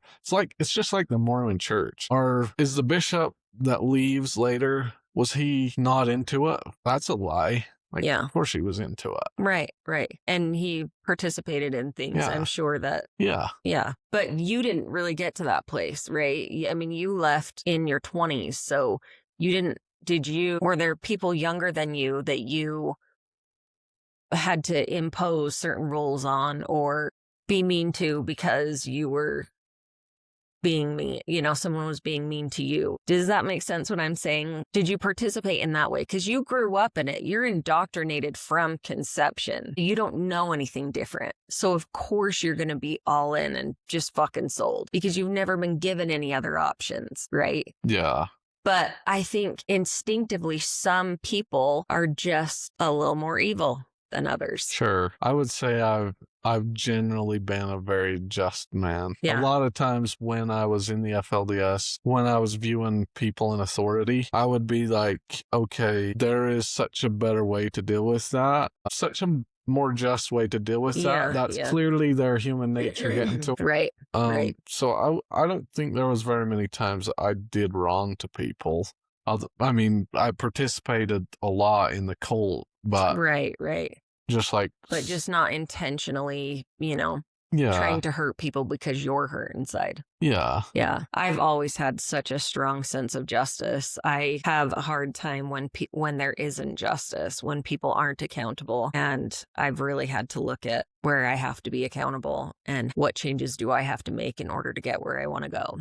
But I've also seen, like, Helaman. I remember when I was 14, he was 18 or 19, we were looking at the bishop and looking at how he was dealing with the money and the things he would and wouldn't let us get and the choices he was making, and we were like, if we were in control of this, we would do such a better job. Like, this is ridiculous. Yeah. Now Heathen's in charge, and to me, it still looks the same way. I'm like, if I was dealing with that many millions of dollars, I would do such a better job. I think the thing that's true about the bishop and about Heathen, both in there, they're doing really good for themselves, and they are not taking the overall bigger picture with the money. Yeah. Like, they could be investing a lot of the money. They could be doing a lot wiser things. They're thinking of themselves. They're thinking of their comfort. Yeah. So I don't know that would actually be different if I was there. Yeah. And say I was put in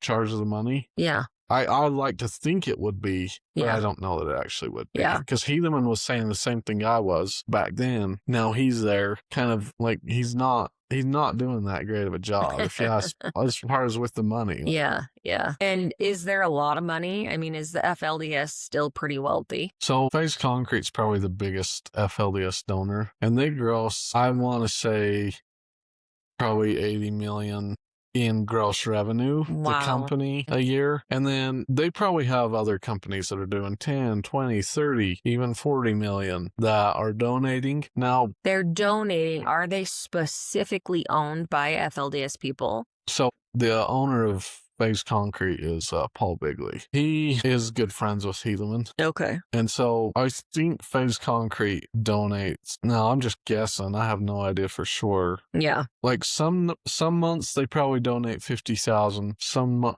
months they probably donate 400 or 500,000. Wow. Some insane. months maybe they do $1 million. I don't know.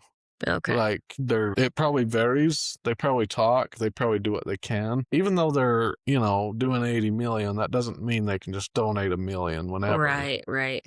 They got to do well as a company. Even giving 50 grand's a big deal. Giving 400 grand's a big deal. But it's not that big of a deal if you're doing 80 million. Like, you can do it. And knowing that about them having that kind of money, how do you feel when you see families and people that were living in extreme poverty, houses that were not finished, full of kids and women and do you know what I'm saying? Like, not everyone in the FLDS lived in a fully finished house with food on the table every meal. Right. Did you see any of that growing up? I didn't see a lot of families suffering. I know there was families that, especially in Colorado City, that didn't have their needs met.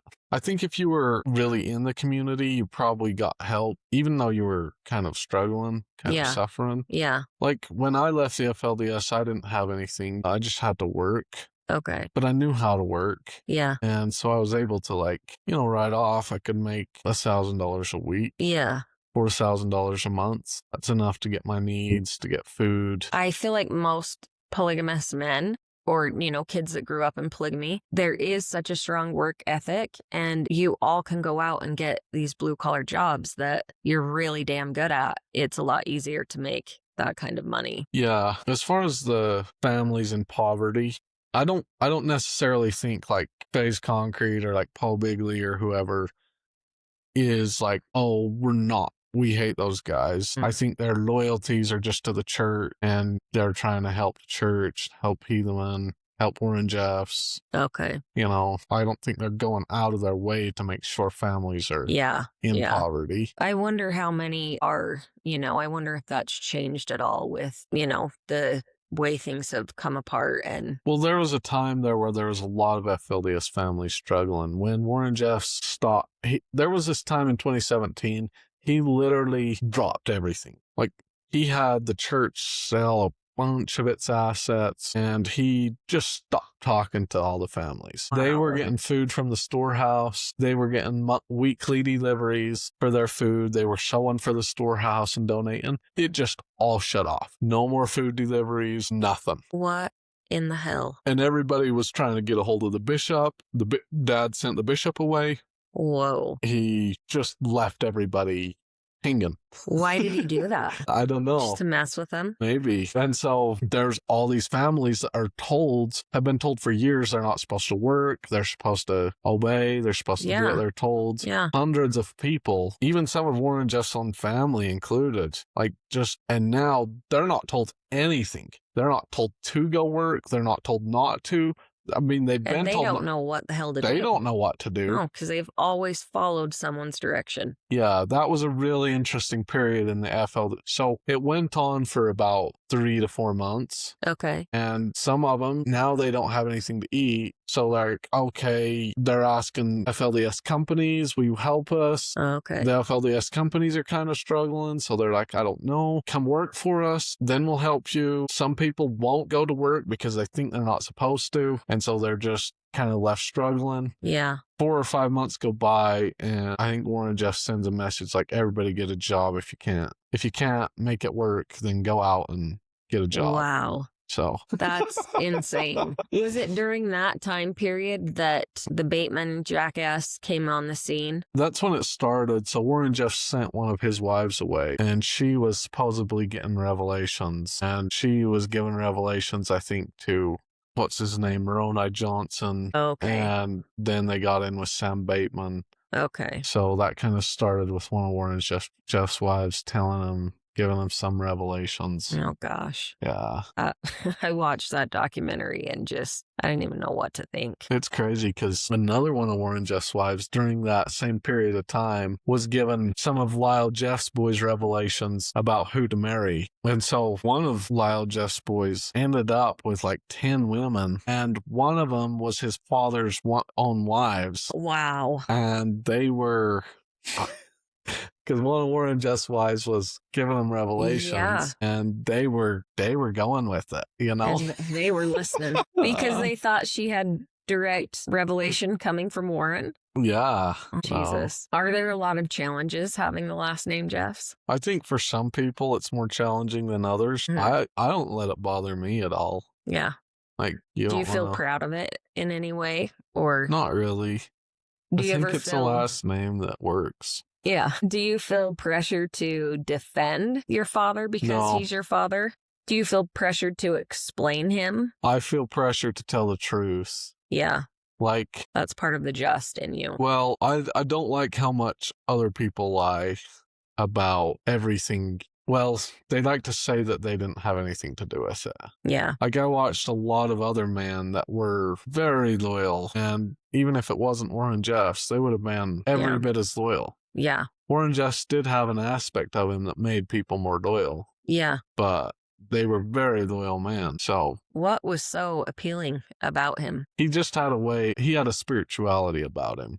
Okay. That was much more powerful than other FLDS leaders. Mm-hmm. Yeah. He just seems so like his voice seems hypnotic. So it seems like he's, hypnotizing people to get them to believe. People think that it's his voice or his charisma, but it's not. It's his spirituality. I would say his charisma comes in better when he's not in that voice. Yeah. Like, he's much more charismatic when he's not. And I don't think that most of us have seen that side of him. Most people haven't. We just see the clips and stuff of him. But if you were ever with him, he was that way. He'd make jokes about people. There's this banker who remembers meeting Warren Jeffs in like 2004 or something. Okay. And of all the men, she was saying that of all the men that walked into the bank, they were doing some stuff. I think it was at Wells Fargo. And the other men were kind of quiet, but Dad was just like kind of joking around. He was laughing. Yeah. So yeah, a lot of people probably haven't seen it because they just listen to his trainings or heard. Yeah. But if you worked like on a job site with Dad, he was probably laughing. Yeah. He was probably saying something. He was fun. Like, he was actually fun to work with, I would say. Okay. And he was very humble, like, in the sense that he knew other people on the job were better than him. So he would like do some cleanup work when he came on the job site.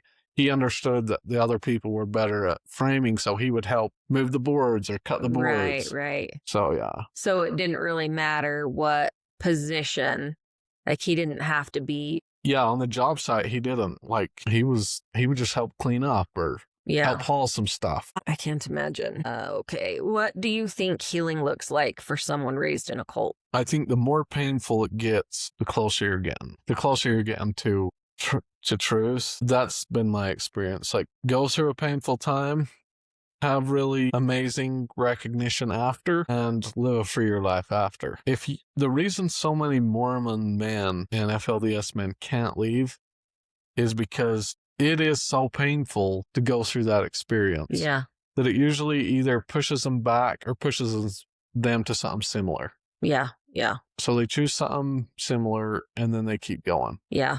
Truth is really hard to accept. Yeah. But if you can't accept it and bear the pain of it, then you're probably getting close. Okay. So I would say pain is a sign of healing. Damn it. And questioning your existence is not a stable place to be, but it's not a bad thing to go through. Yeah.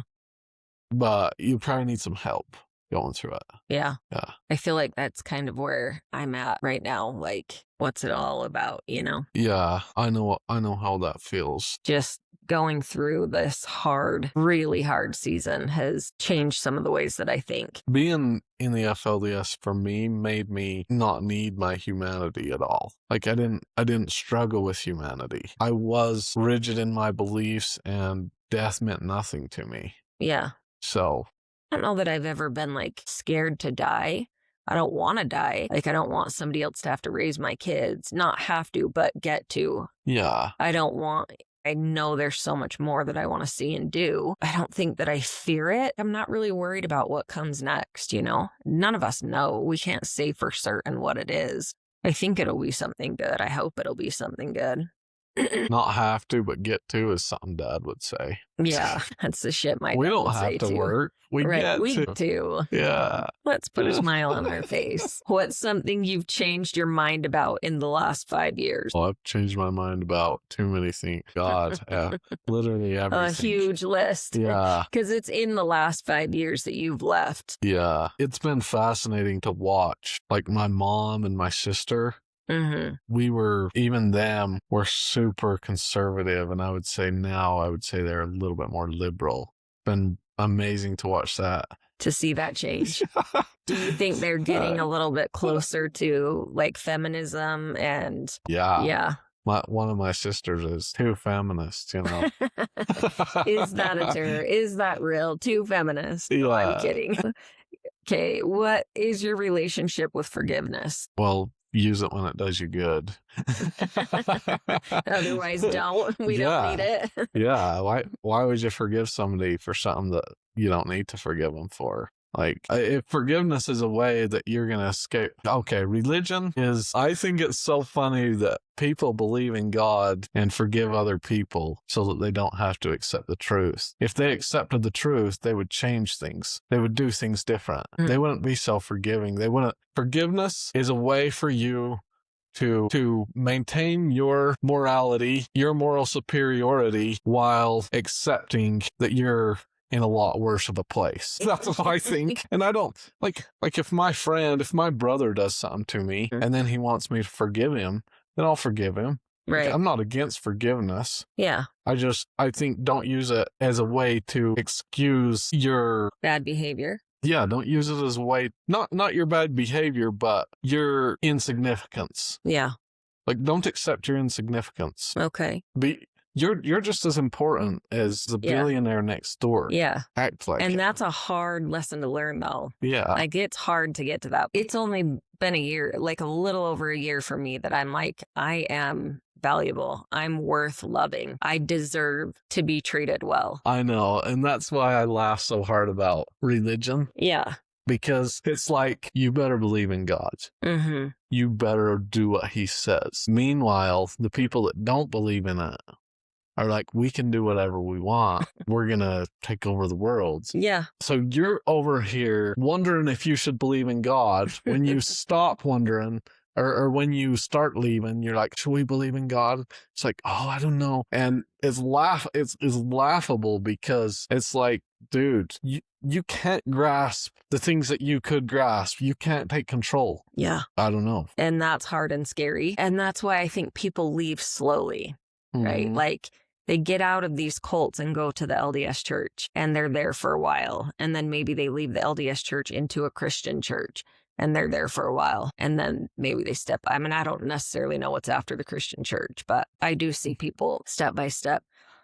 I've learned a lot about forgiveness in this last year. And I had a younger sister that had a mental health crisis last year, like July, August, September, October kind of thing. And she betrayed me in a way that I never would have seen possible. And I would have forgiven her like the first 6 months. And then she betrayed me in the worst possible way in December and into January. And it was at that point where I went, wow, she will be dead to me. I will never be able to forgive her for this. I can forgive her maybe in that sense. I will never have her in my life again. And that's a struggle, you know, but to be in a place where I know, like, I'm capable of setting certain boundaries and I can let go of certain relationships when people are being disgusting, you know, there's just some things that are unforgivable. And yet we grew up so codependent on our siblings that how do you ever not have a relationship with that sibling? It's really hard. I think for me personally, I probably appear much more forgiving than a lot of people assume. Right. But the reason why is because I just accept the truth about them. Yeah. Yeah. I think, like, if somebody does something to me and I don't want it to be that way, or if I'm trying to be with a girl and she's not reciprocating, if I want some, I'm trying to change the truth about it. Yeah. You know, so, but if I just accept it, accept the truth, then I can use the truth to make more progress. Right. And so when somebody does something bad to me, I can accept that's who they are. Yeah. And that almost makes it appear that I've forgiven them. Yeah. Because you can accept like, okay, this is who this person is. Yeah. And when that person, like, you can forgive them when they do something to you. When they do something to your children, that's unforgivable. Yeah. There are things that are unforgivable. Yeah. And so that's where things change for me. And it's like, accept that that's who that person is. Right. Right. And go forward with it. And I had to look back over the course of our relationship and go, this is not the first time she's done this to me. This is probably the 4th time she's done this to me. And I did not see that until now. And I hope she gets the help that she needs. And because it involved my children at this point, I can't imagine how I would ever have her in my life again. My brain can't come to that, you know? Yeah. And I don't know, maybe that'll change someday, but I don't think so. So my circle is getting smaller and smaller and smaller. And that's okay, because I know that I'm going to find the people that are meant to be in my life, that choose to be in my life, not people that have to be in my life. Yeah. There's a difference. Yeah, you know? I would agree. If Warren Jeffs called you tomorrow, what would you want to say to him? I would probably tell him having so many wives only was for his ego, because he's been in prison all this time. He didn't get that much sex out of it. It was to control other people. Yeah. And I would just tell him that, like, the way he left, like, Mom hanging and all the other people in the FLDS, he brought him to a situation of control, then left him hanging. Uh-huh. I would just tell him, like, that's one of the most inhumane things that you can do. Yeah. So you should probably work on fixing that. Okay. Yeah. Like some reparations for it, you know? Yeah.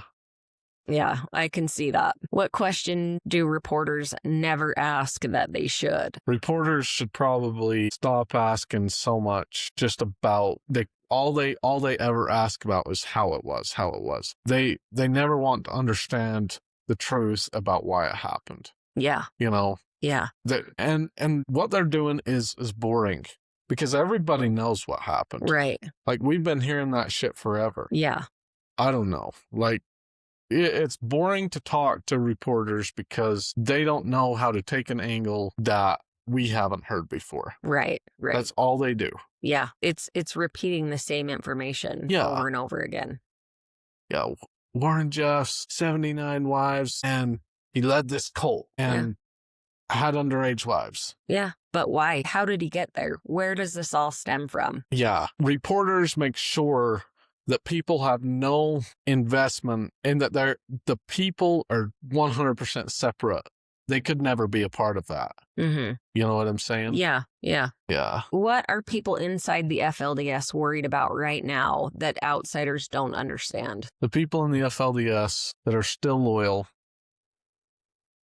they just believe that they're right. So I wouldn't say they're worried about anything other than being loyal, and they feel after all this insanity, because they know it's insanity. Yeah. They've lived it.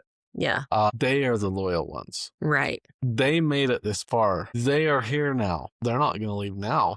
Yeah. They're going to keep going. Another insane thing, they can get through that too. Yep. I look at a couple of my dad's wives, and they got out of abusive situations. They got out of domestic violence and unhappy marriages and things like that, and ended up marrying my dad. They did that thinking that he was a good man, right? And then they realize that he's not. So either they double down and they can't say enough good about him, or they become sad, angry, upset, and they kind of hide away, or they become abusers themselves and they start to participate in his abuse. The people that are still there, they're probably willing to do even more now than they were before, right? They're invested. They're going to the end. You can't change that in people. Yeah, it's so much harder for you to accept the truth about yourself and your decisions. Mm-hmm. That is what makes change possible. It also feels like death. So once I've made a decision to do something, and then I stand by that decision for a couple of years, yeah, even if it's not truth, I am going to be biased towards standing by it more and more and more the farther I go along with it. Yeah. It's so important that people can accept truth about themselves, because we can all accept the truth about somebody else. Absolutely. But can we stop and say, damn, I was wrong, you know?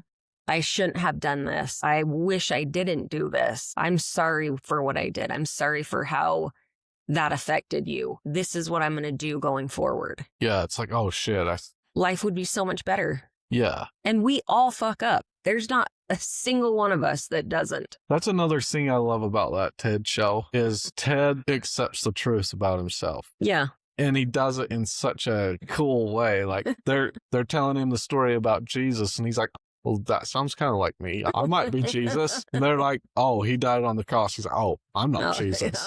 I'm not doing that. Like, he's just trying to make things work for himself. Exactly. I'm going to have to watch that again. It's been a few years since I've seen it. And aren't there 2 or 3 of them now? There's 2 movies and the show. Okay. Yeah. I haven't watched the show. It's one of the few shows I got into, but I got so into it. Did you watch all of it? All the episodes, start to finish? There's this really funny part. I've watched this one a few times, but Johnny and Ted are trying to get Johnny a girlfriend so that he can get laid. And they got a date, but they're trying to make sure that he's going to do it right and not blow it. And his sister walks in and they're talking about it. And she's like, hey, you got to just be yourself. You got to just, don't want sex too much. Just be yourself, be natural. And Ted says, Johnny's been doing that for precisely 16 years. And he has 0 pussy. So it isn't working. Yeah. Ted's like, so we are not doing that. Johnny, you are not going to be yourself. And I'm like, you know what, Ted? That's a good fucking point. You're going to be somebody else or you're not getting any tail. Yeah. Gosh, that is funny. It's funny to look at shows like that and think, why do people have that kind of humor? Why are these things written? What do they pertain to our lives? And yet sometimes you just check out and be crass and, need to have a good laugh. I know, but just I don't know why that show has been the best thing for me. It lifts your spirits. Yeah. Okay. When you look back at your younger self, what would you tell that kid today? I would try to convince myself to accept the truth and leave. Like, God, it's just like when I say, I wish I would have had another year at the raid time to be in the world. Get fucking going, bro. Yeah. I was so into that religion, and I just want to go back and get myself out of it, extricate myself from it. Yeah. It bothers the hell out of me thinking about it. So what could have I even said that would have made me? I needed more pain. I don't know. I would have I would have really, if I had the opportunity, like I can time travel, I would come up with the best possible plan. Mm-hmm. If it was just a short 5-minute thing, if I had 10 minutes, I would come up with the perfect plan of the maximum impact I could have. Right. Of what to say to get myself to change sooner. Yeah. That's what I would do. If only you could get yourself out. It's hard to look back and know things could have been different. What could you have done as a child, you know? Yeah. It's these adults around you that are keeping you in this system of abuse. I remember, it reminds me of back when I was like, should I leave? Shouldn't I leave? And now I'm out and I'm like, I almost stayed, you know? I almost fucking stayed, you fucking idiot. Like, what the fuck? And I look at my brothers who were still there, like 36 and still a virgin. And I'm like, really? You have brothers in there that are still virgins? They're not married? Yeah. Wow. Because he banned marriage. Yeah. Until he comes out of prison. Yeah. What people are just like, would he die already? Like, I know. I can't. I have a brother in there who, and him and this girl went to school together. And we've all always been like, okay, those guys are probably going to, whatever happens, that's probably going to happen. You know, anyway, like 2 years ago, I text her because I heard she's like wondering if he's going to leave. She hasn't left, but if he does, she's probably going to leave. I text her, I was like, dude, you guys are getting old. Why don't you go fucking marry him? Right. You know? Right. And then get both of you out of there. Yeah. I wish that there was an easier way to let people know. I know. That's why I just text someone. It's like, I just literally said, you're not going to be able to ever have kids or anything. And so sad. And unless you just go and get married, like, and you're going to be a virgin for a really long, till you're like 50 and you know, you're not even going to have, you're not even going to have fun. Like, right. Once you have enjoyable sex. Yeah. It's a game changer. Yeah. And how do you stop that? Yeah. It's damn hard. Yeah. So did they get married or no? No. Damn it. Not yet. You better keep texting them. Yep. I'm going to text them more and more rude things about being virgins at that old. God. Do you ever get tired of being introduced as Warren Jeffs' son instead of simply Jaden? Yeah, sometimes. Yeah. I feel like I have a personality of my own. Yeah. I'm probably cooler than my dad. Oh, for sure. So, yeah, sometimes. Yeah. If your entire story couldn't include Warren Jeffs, how would you want people to know Jaden? Probably kind of like they know Ted. Like the unmarried, vulgar bachelor, doing whatever he wants guy. Yeah.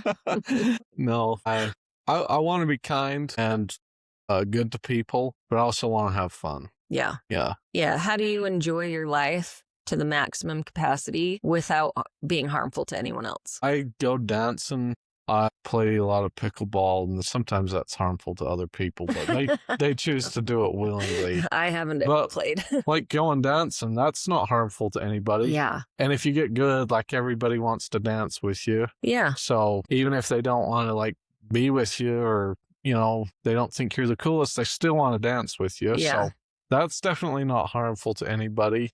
I like hiking. Sometimes I say rude things to people, but it's only on accident. You know, it's only on accident. Like you don't know it's rude or... And it's bonding. Yeah. Like I say something rude, then I have to apologize, and that brings us closer together. Yeah. You know. Mostly people you know or strangers? Yeah. Sometimes it's strangers, but that makes them not a stranger anymore because once you say something really rude to somebody, then you're really connected. Yeah. That's the list of things that you like to do. What kind of mark do you want to leave on the world? Are you worried about people knowing that you were here? Do you need to have a grave and a headstone? And do you want people to know, like, Jaden Jeffs was here? This is the impact I left on this world. Yeah, they need to know I was here. Yeah. They all need to experience some of your personality. Yeah, I would say I have an ego like that. Yeah. You know, like I should probably write a book and, you know, maybe I probably can't get crucified and leave a memory like Jesus, but I'll probably leave some jokes for everybody. But that'd be good. To be honest, if we're just humans and if people in 2,000 or 3,000 years knew who I was, but then humanity went extinct, even though those people knew who I was, the rest of the world wouldn't. there's probably somebody way bigger than Jesus in the dinosaur age. That nobody knows about. Yeah, nobody knows about now. No matter how significant you become, it's probably not significant enough. So do I need to be significant? Probably not. Yeah. Probably not. Yeah.